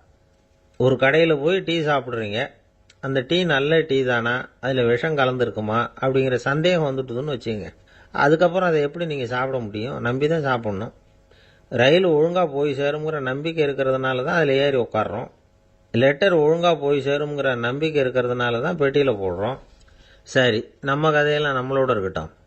மனித நம்பிக்கை எந்த அளவுக்கு உறுதியாகவும் அறிவுபூர்வமாகவும் இருக்கணுங்கிறதுக்கு அலெக்சாண்டர் வாழ்க்கையில் நடந்த ஒரு சம்பவத்தை உதாரணமாக சொல்லலாம். இந்த உலகத்தையே ஜெயிக்கணும்னு புறப்பட்டார் அலெக்சாண்டர். ஒரு கட்டத்தில் அவர் சிட்னஸ் நதி கரைக்கு சேர்ந்தார். அந்த சமயத்தில் அவருக்கு கடுமையான நோய் வந்துட்டுது. அவர் கூடவே வந்திருந்த கிரேக்க வைத்தியர்கள் என்னென்னமோ முயற்சியெல்லாம் பண்ணி பார்த்தாங்க. இருந்தாலும் அலெக்சாண்டருக்கு வந்திருக்கிறது என்ன நோய்ங்கிறத அவங்களால கண்டுபிடிக்க முடியல. ஏன்னா அந்த பகுதியில் உள்ளவங்களுக்கு மட்டுமே அதிகமாக வரக்கூடிய ஒரு வினோதமான நோயாக இருந்தது அது. ஆனால் அவர் இருக்கிற இடம் எதிரியோட இடம், பாரசீக மன்னனோட ஆளுகைக்கு உட்பட்ட இடம். என்ன பண்ணுறது அப்படின்னு எல்லாரும் யோசனை பண்ணாங்க. பாரசீக மன்னனோட அரண்மனையில் இருக்கிற வைத்தியர் வந்தால் இந்த நோயை குணப்படுத்தி விடுவார் அப்படின்னு சொன்னாங்க. இருந்தாலும் எதிரியோட நாட்டில் இருக்கிற வைத்தியரை கூப்பிட்டு எப்படி நம்பி வைத்தியம் பார்க்க சொல்கிறது அப்படின்னு சொல்லி எல்லாரும் தயங்கினாங்க. ஆனால் அலெக்சாண்டர் தயங்கலை. பரவாயில்ல, அழைச்சிட்டு வாங்கன்னு விட்டார். உடனே அவரை போய் அழைச்சிட்டு வந்துட்டாங்க. அவர் வந்தார். அலெக்சாண்டர் உடம்பை பரிசோதனை பண்ணி பார்த்தார். சரி, இதை குணப்படுத்தி விடலாம், பயப்பட வேண்டியதில்லை. ஆனால் இதுக்கு ஒரு மூலிகை ரசம் தயார் பண்ணி கொடுக்கணும். நான் போய் அதை தயார் பண்ணிட்டு 2 நாளில் திரும்பி வந்துடுறேன் அப்படின்னு சொல்லிவிட்டு போனார் அந்த வைத்தியர். அதே மாதிரி 2 நாளில் திரும்பி வந்தார் மூலிகை ரசத்தோட. இதுக்கு இடையில அலெக்சாண்டரோட தளபதிகளில் ஒருத்தர் ரகசியமாக ஒரு எச்சரிக்கை கடிதம் கொடுத்து அனுப்பியிருக்கிறான். அதை வாங்கி என்ன விஷயம்னு பார்த்தார். இப்போ உங்ககிட்ட வந்திருக்கிற எதிரி நாட்டு வைத்தியரை நம்பாதீங்க, அவன் கொண்டுகிட்டு வந்திருக்கிற மூலிகை ரசத்தில் விஷம் கலந்துருக்குது அப்படின்னு அதில் எழுதியிருக்கு. அதை பார்த்தார் அலெக்சாண்டர். இருந்தாலும் கொஞ்சம் கூட அலட்டிக்கல. வைத்தியர் கொடுத்த மருந்தை வாங்கி கடகடன்னு குடிச்சுட்டார். குடிச்சுட்டு அதுக்கப்புறம் அந்த கடிதத்தில் இருந்த விஷயத்தை அந்த வைத்தியர்கிட்ட சொன்னார். வைத்தியர் தகைச்சு போயிட்டார். தன் மேலே அலெக்சாண்டர் வச்சிருக்கிற நம்பிக்கையை பார்த்து அவருக்கு ரொம்ப வியப்பு. வைத்தியர் உண்மையிலேயே நல்ல மருந்து தான் கொண்டுட்டு வந்து கொடுத்துருக்கிறார், அதில் விஷம்லாம் எதுவும் கலக்கலை. அதுக்கப்புறம் அலெக்சாண்டர் அந்த வைத்தியரை பார்த்து சொன்னாராம், நம்பிக்கைங்கிற அச்சாணியை ஆதாரமாக வச்சுக்கிட்டு தான் இந்த உலகம் சுற்றிக்கிட்டு இருக்குது. எனக்கு எதிரியாக இருந்தாலும் பாரசீக மன்னர் ரொம்ப பெரியவர். அப்பேற்பட்ட மன்னருடைய அரண்மனை வைத்தியர் தொழில் நேர்மை இல்லாதவராக இருக்க மாட்டார். அப்படி இருந்தால் அவரை அரண்மனை வைத்தியராக வச்சிருக்கவே மாட்டாங்க அப்படின்னு நம்பினேன். என்னுடைய நம்பிக்கை வீண் போகலை அப்படின்னாராம். இதுதான் மானுட நம்பிக்கைங்கிறது. இந்த காலத்துலேயும் இது மாதிரி இந்த மானுட நம்பிக்கையை ரொம்பவும் சாமர்த்தியமாக கையாளுகிற கெட்டிக்காரங்க சில பேர் இருக்கிறாங்க. இந்த காலத்து குரு, அவருக்கு ஒரு சிஷ்யன். குரு முன்னாடி அந்த சிஷ்யன் ரொம்ப பணிவாக நின்று, குருவே, உங்கள் கையால் விஷத்தை கொடுத்தாலும் அதை வாங்கி மடமடன்னு குடிச்சிருவேன் அப்படின்னா. உன்னுடைய குரு பக்தியை மெச்சினேன் அப்படின்னார் குரு. அதுக்கு அந்த சிஷ்யன், அப்படி இல்லை குருவே, உங்ககிட்ட சிஷ்யனாக இருக்கிறத விட உங்கள் கையால் விஷத்தை வாங்கி குடிச்சு விடுறது ரொம்ப நல்லது, அதனால தான் அப்படி சொன்னேன் அப்படின்னா. ஒருத்தர் ரொம்பவும் மகிழ்ச்சியாக வந்துக்கிட்டு இருந்தார். என்ன விஷயம்னு விசாரித்தேன். நான் தோற்று போயிட்டேன், அதுதான் மனசுக்கு மகிழ்ச்சியாக இருக்குது அப்படின்னார். எனக்கு இது ரொம்ப ஆச்சரியமாக போச்சு. இந்த உலகத்தில் தோற்று போகிறவங்க யாரும் மகிழ்ச்சியாக இருக்கிறது இல்லை. அப்படி இருக்கிறப்ப இவர் இப்படி சொல்கிறாரே, எங்கே தோற்று போனீங்கன்னு கேட்டேன். அதுக்கப்புறம் தான் அவர் விவரமாக சொன்னார். என்னோட 5 வயசு குழந்தையோட நான் விளையாடிக்கிட்டு இருந்தேன். அந்த விளையாட்டில் என் குழந்தை ஜெயிச்சு விட்டுது, நான் தோற்று போயிட்டேன் அப்படின்னார் ரொம்ப உற்சாகமாக. நான் யோசித்து பார்த்தேன். அதாவது நாம் சின்ன குழந்தையா இருக்கிறப்போ எந்த விளையாட்டில் கலந்துக்கிட்டாலும் அதில் நாம தான் ஜெயிக்கணும்னு ஒரு வெறி நமக்குள்ளே இருக்கும். நம்மளை எதிர்த்து விளையாடுறவர் நல்லவரா கெட்டவரா, பெரியவரா சின்னவரா அப்படிங்கிறதெல்லாம் முக்கியம் கிடையாது. அவர் தோற்று போகணும், நாம் ஜெயிக்கணும், அதுதான் முக்கியம்.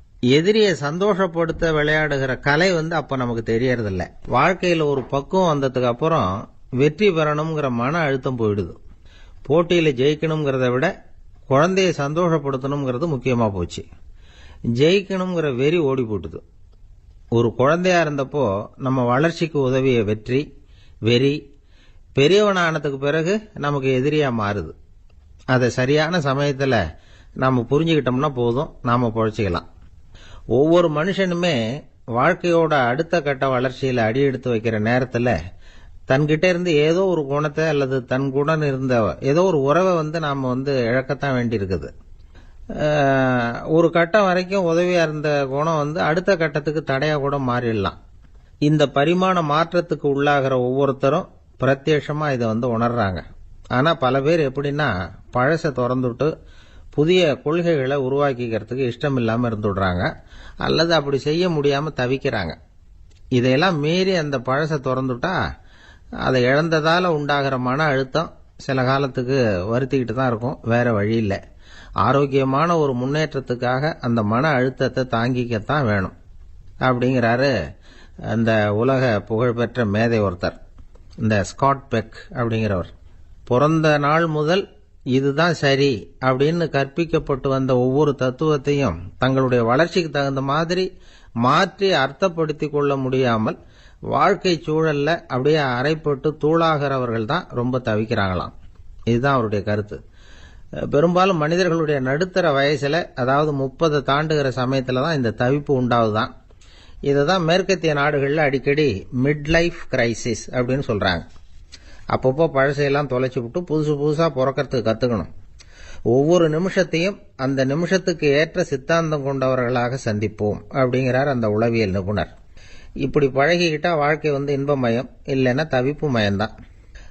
பழசை தொலைக்க முடியாதவர்களில் எத்தனையோ பேர் உண்டு, எத்தனையோ ரகம் உண்டு. அதில் வேடிக்கையான நண்பர்களும் உண்டு. ஒருத்தர் நண்பர் வீட்டுக்கு போனார். அவர் ஏதோ இனிப்பு பலகாரம் கொடுத்து சாப்பிட சொல்லியிருக்கிறாங்க அவங்க வீட்டில். இவர் சாப்பிட்டு பார்த்துட்டு சொன்னாராம், சார் 6 மாசத்துக்கு முன்னாடி ஒரு தடவை இங்கே வந்தேன், அப்போ ஒரு இனிப்பு பலகாரம் கொடுத்தீங்க, அது இதை விட நல்லா இருந்தது சார் அப்படின்னாராம். அப்ப செஞ்ச அதே இனிப்பு பலகாரம் தான் சார் இதுவும் அப்படின்னாராம் அவர். ஜப்பான்ல உள்ள ஒரு புத்த விகாரை, அங்க ஒரு வயசான பௌத்த குரு தங்கியிருக்கிறார். ஒரு நாள் ராத்திரி கடுமையான குளிர், அவரால் தாங்க முடியல. பார்த்தார், மரத்துல செஞ்ச புத்த சிற்பங்கள் அங்க நிறைய இருந்தது. அதுல ஒன்ன எடுத்து அதுக்கு தீ மூட்டி அந்த நெருப்புல குளிர் காஞ்சிக்கிட்டு இருக்கிறார். மர சிற்பம் தீ வச்சதும் படபடன்னு வெடிக்க ஆரம்பிச்சுட்டுது. அந்த சத்தத்தை கேட்டதும் அந்த புத்த விகாரையின் குருக்கள் வெளியில ஓடி வந்தார். இவர் ஆனந்தமா குளிர் காஞ்சிக்கிட்டு இருக்கிறார். அவரால் பொறுத்துக்க முடியல. தெருவில் தெரிஞ்சுக்கிட்டு இருந்த அந்த பெரியவரை இங்க தங்க அனுமதிச்சதே அவரு தான். இவர் இப்படி பண்றாருன்னு நினைச்சுக்கிட்டே அவரை கோபமா பார்த்தார். ஏன் இப்படி கோபமா பாக்குறீங்க, இப்படி வந்து உட்காருங்க அப்படிங்கிறாரு இவர். அவருக்கு இன்னமும் கோபம் வந்துட்டுது. எங்கள் கடவுளை வந்து எரிச்சுட்டீங்களே அப்படின்னு சத்தம் போட்டாராம். அப்படியா அப்படின்னு கேட்டுக்கிட்டே அந்த சாம்பலை கிளறினார் இவர். என்ன செய்யறீங்கன்னு கேட்டிருக்காரு அவர். நான் எலும்புகளை தேடுறேன்னாராம். நீங்க ஒரு பைத்தியம், இது ஒரு மர சிற்பம், இதுல எலும்புகள் கிடையாது அப்படின்னாராம். அவருக்கு கோபம் வந்துட்டுது. உடனே வெளியில போங்கன்னு கத்தியிருக்காரு. வெளியில தள்ளி கதவையும் சாத்தி விட்டாராம். மறுநாள் காலையில கதவை திறந்து பார்த்தா அந்த வயசான பெரியவர் ஒரு மைல்கல் மேல சில காட்டு பூக்களை வச்சு புத்தம் சரணம் கச்சாமின்னு சொல்லிக்கிட்டே இருக்கிறார். இவருக்கு சந்தேகமா போட்டுது. கிட்ட போனார். என்ன செஞ்சுக்கிட்டு இருக்கீங்கன்னு கேட்டார். இது என்னுடைய காலை நேர பிரார்த்தனைனாராம். நிஜமாவே நீங்க ஒரு பைத்தியமா தான் இருக்கணும், ஏன்னா அது ஒரு மைல்கல் அப்படின்னாராம். இப்ப அந்த பெரியவர் சொன்னாராம், நீங்க ஒரு மரத்தை புத்தரா நினைக்கும் பொழுது நான் ஏன் ஒரு மைல்கல்ல புத்தரா நினைக்கக்கூடாது? நான் வந்து புத்தரை எரிக்கலாம், ஏன்னா அவரை நான் நேசிக்கிறேன். அந்த சிற்பம் வந்து மரத்தால் ஆனதுங்கிறது எனக்கு தெரியும். நான் ஒரு மைல்கல்ல தொழலாம், ஏன்னா அது எனது பூக்களை தாங்குது. நான் இந்த மைல்கல்லுக்குள்ள மறைஞ்சிருக்கிற புத்தரை பார்க்கிறேன். யாராவது ஒரு சிற்பி இதை சிலையாக்குனாதான் நீங்க புத்தரை பார்க்க முடியும். அன்னைக்கு ரொம்ப குளிரா இருந்தது. நான் எனக்குள்ள இருக்கிற புத்தரையும் பாதுகாக்கணும். உள்ளே இருக்கிற புத்தரை காப்பாத்துறதுக்காக வெளியில உள்ள புத்தரை எரிக்கலாம், அதுல ஒன்றும் தப்பு இல்லை. அது அவருடைய போதனையிலேயே இருக்கு. உனக்குள் ஜோதியாக இரு அப்படிங்கிறது அவருடைய போதனை. என்னுடைய புத்தர் வந்து குளிர்ல நடுங்கிட்டு இருந்தார். அந்த மர சிற்பங்கள் வெயில் மழையில உணர்ச்சி இல்லாம இருந்தது, அதனால அப்படி பண்ணினேன். ஆனா நீங்க என்ன பண்ணீங்க? நான் ஒரு மர புத்தரை எரிச்சதுக்காக உயிருள்ள புத்தரை வெளியில தள்ளி கதவை சாத்தினீங்க அப்படின்னாரா அந்த பெரியவர். உண்மையான பக்திங்கிறது இதுதான். அதாவது உனக்குள் ஜோதியாக இரு அப்படின்னு புத்தர் சொன்னார் இல்லையா, அது மாதிரி தனக்குள் ஜோதியாக இருக்கிற இந்த காலத்து ஆசாமிகள் நிறைய பேர் உண்டு. எப்பவும் போதையிலேயே இருக்கிறவங்க. ஒரு நாள் நடு ராத்திரி ஒரு மது கடையில ஒரு ஆள் அங்குள்ள சிப்பந்திகள் கிட்ட கேட்டுட்டு இருக்கிறான். மறுபடியும் இந்த கடை எப்போ திறப்பாங்கன்னு கேட்டானா. நாளைக்கு காலையில 8 மணிக்கு திறப்பாங்க அப்படின்னு நானா அங்க இருந்த ஆள். அவன் திருப்பி திருப்பி அதையே கேட்டுக்கிட்டு இருக்கான். இவனுக்கு பதில் சொல்லி சொல்லி அழுத்து போச்சு. அதான் சொல்றேன் ஐயா, நாளைக்கு காலையில வா அப்படின்னாங்களாம். அதுக்கு இவன், நான் வர்றதுக்காக கேட்கலையா, நேத்திக்கு வந்தவன் உள்ளேயே மாட்டிக்கிட்டேன், வெளியில போறதுக்காக கேட்டேன் அப்படின்னானா. ஒரு தடவை கலைவாணர் NS கிருஷ்ணன் பேராசிரியர் கல்கியை சந்திச்சு பேசிக்கிட்டு இருந்தாராம். கலைவாணர் கல்கியை பார்த்து, எனக்கு கதை எழுத ஆசையா இருக்கு, எப்படி எழுதுறதுன்னு கேட்டாராம். கதை எழுதுறதுக்கு 4 மை வேணும்னாராம் கல்கி. அப்படியா, அப்படின்னா என்னென்ன கலர் மை அப்படின்னு கேட்டிருக்காரு கலைவாணர் சிரிச்சுக்கிட்டே. நான் சொன்னது கலர் மை இல்லை, அது வேற மை. அதாவது கதை எழுதுறதுக்கு தேவைப்படுகிற 4 மை எதுன்னா, 1 திறமை, 2 பேணாமை, 3வது தனிமை, 4வது பொறுமை அப்படின்னாராம். உடனே கலைவாணர், உங்க யோசனை அருமை அப்படின்னாராம். அதுதான் கலைவாணர். பொதுவா எழுத்தாளர்கள் எழுதுற மாதிரி நடந்துக்கிறது இல்லை. ஆனா கலைவாணர் என்ன சொல்லுவாரோ அதே மாதிரி நடந்துக்குவார். எல்லாருக்கும் எல்லாம் கிடைக்கணுங்கிற கருத்தை சினிமா படங்கள்ல வலியுறுத்துவார். அதே மாதிரி நடைமுறை வாழ்க்கையிலேயும் எல்லாருக்கும் எல்லாமும் கொடுப்பார். பணம், பதவி, புகழ் இப்படி எதுவுமே இல்லாத ஒரு சாதாரண மனுஷனா இருந்தா கூட இவர் மனுஷனுக்கு கொடுக்குற மரியாதையில கொஞ்சமும் குறைச்சல் இருக்காது. இந்த குணம் சாதாரணமா எல்லாருக்கும் இருக்கிறது இல்லை.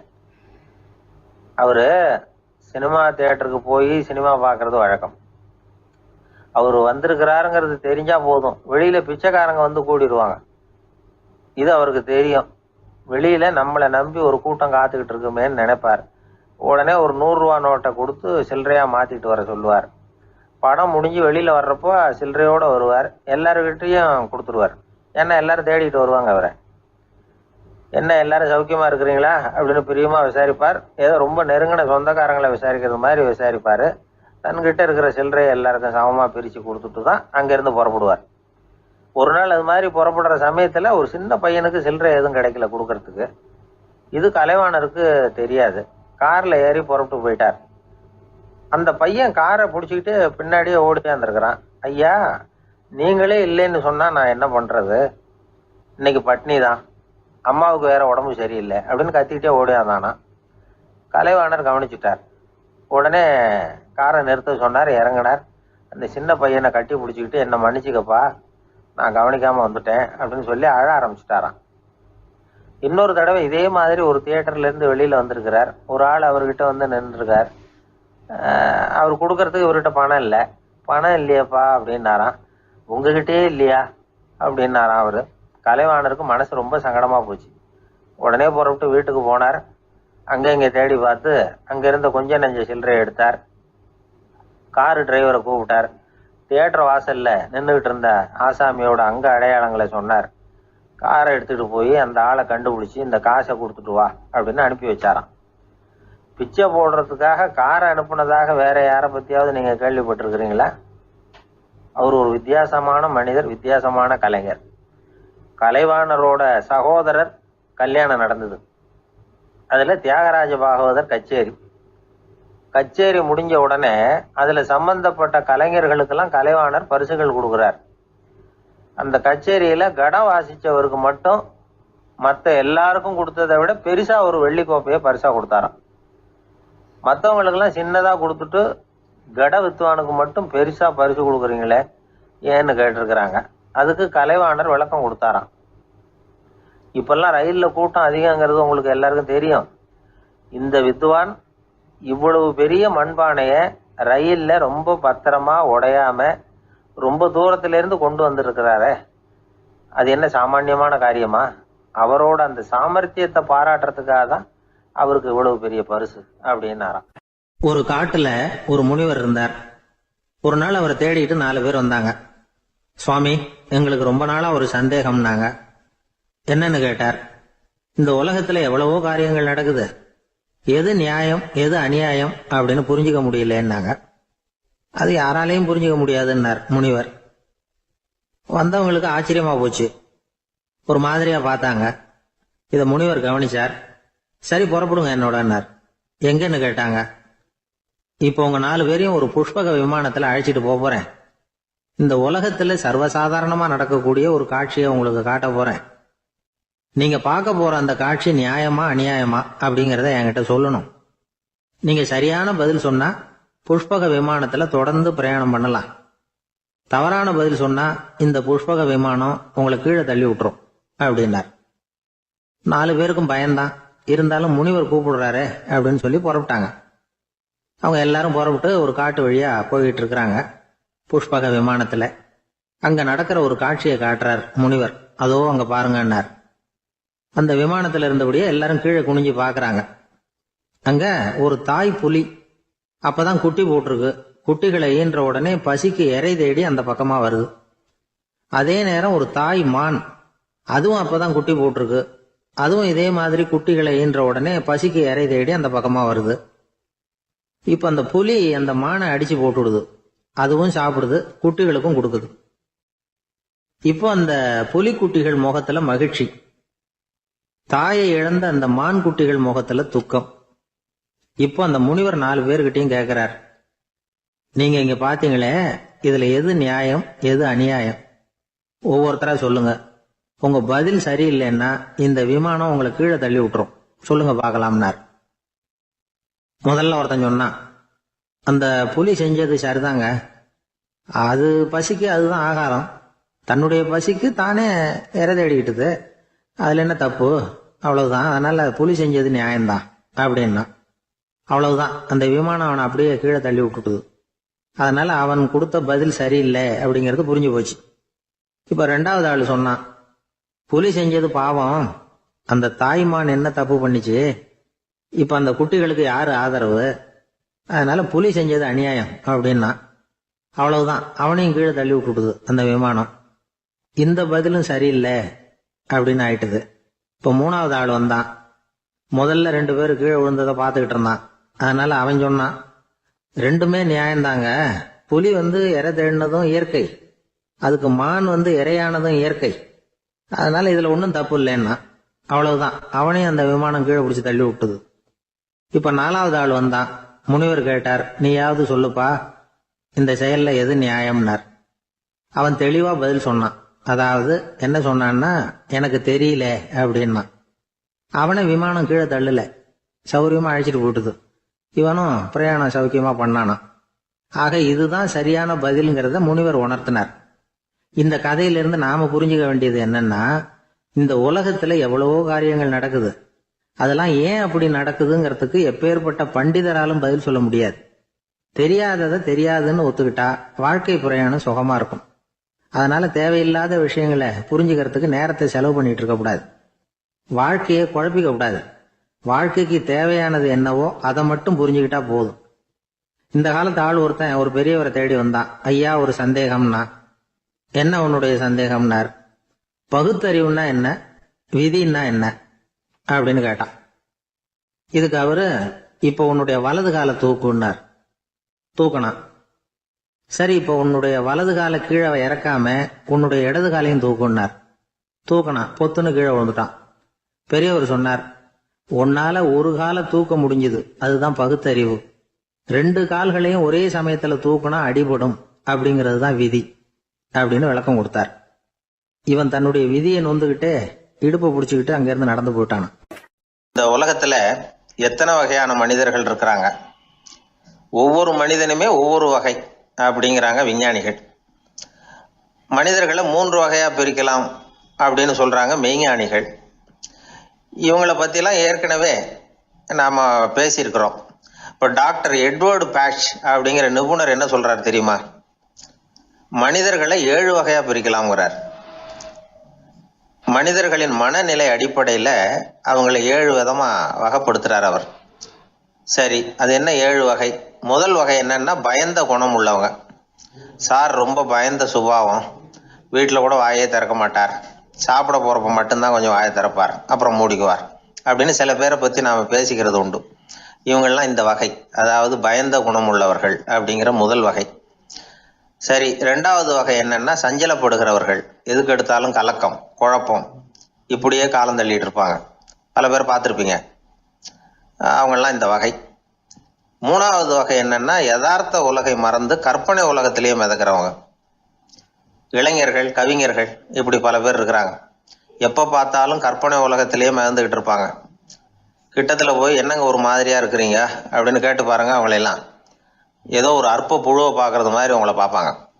அதுவும் அந்த வானத்து நிலாவை பாருங்கள், அது என்னை வா வான்னு கூப்பிடுது, எனக்கு சீக்கிரத்துல ஒரு நாள் சிறகுகள் முளைக்கும், சிறகடித்து வானத்துல பறந்து போவேன், அந்த செல்ல நிலாவை கொஞ்சிவிட்டு வருவேன், இப்படிலாம் பேசிக்கிட்டு இருப்பாங்க. கொஞ்சிறது அப்புறம் இருக்கட்டும், இப்போ கஞ்சிக்கு வழியே பாருப்பா அப்படின்னா அதை காதில் வாங்க மாட்டாங்க. நாம ஏதோ இந்த உலகத்தை அனுபவிக்க தெரியாதவர்கள் மாதிரி நம்மளை அவங்க கவனிப்பாங்க. இப்படி ஒரு ரகம். 4வது வகை மனிதர்கள் எப்படின்னா, இவங்க தனிமை உணர்வு மிக்கவர்கள். இவங்க மற்றவங்களோட இயல்பா நெருங்கி பழகிறதில்ல, தான் உண்டு தன்னுடைய வேலை உண்டுன்னு இருந்துட்டு போறவங்க. அடுத்த வீட்டில் இருக்கிறவர் யார் அப்படின்னு கேட்டா கூட அடுத்த வீடுன்னு ஒன்று இருக்கா அப்படிங்கிறது மாதிரி நம்ம முகத்தை பார்ப்பாங்க.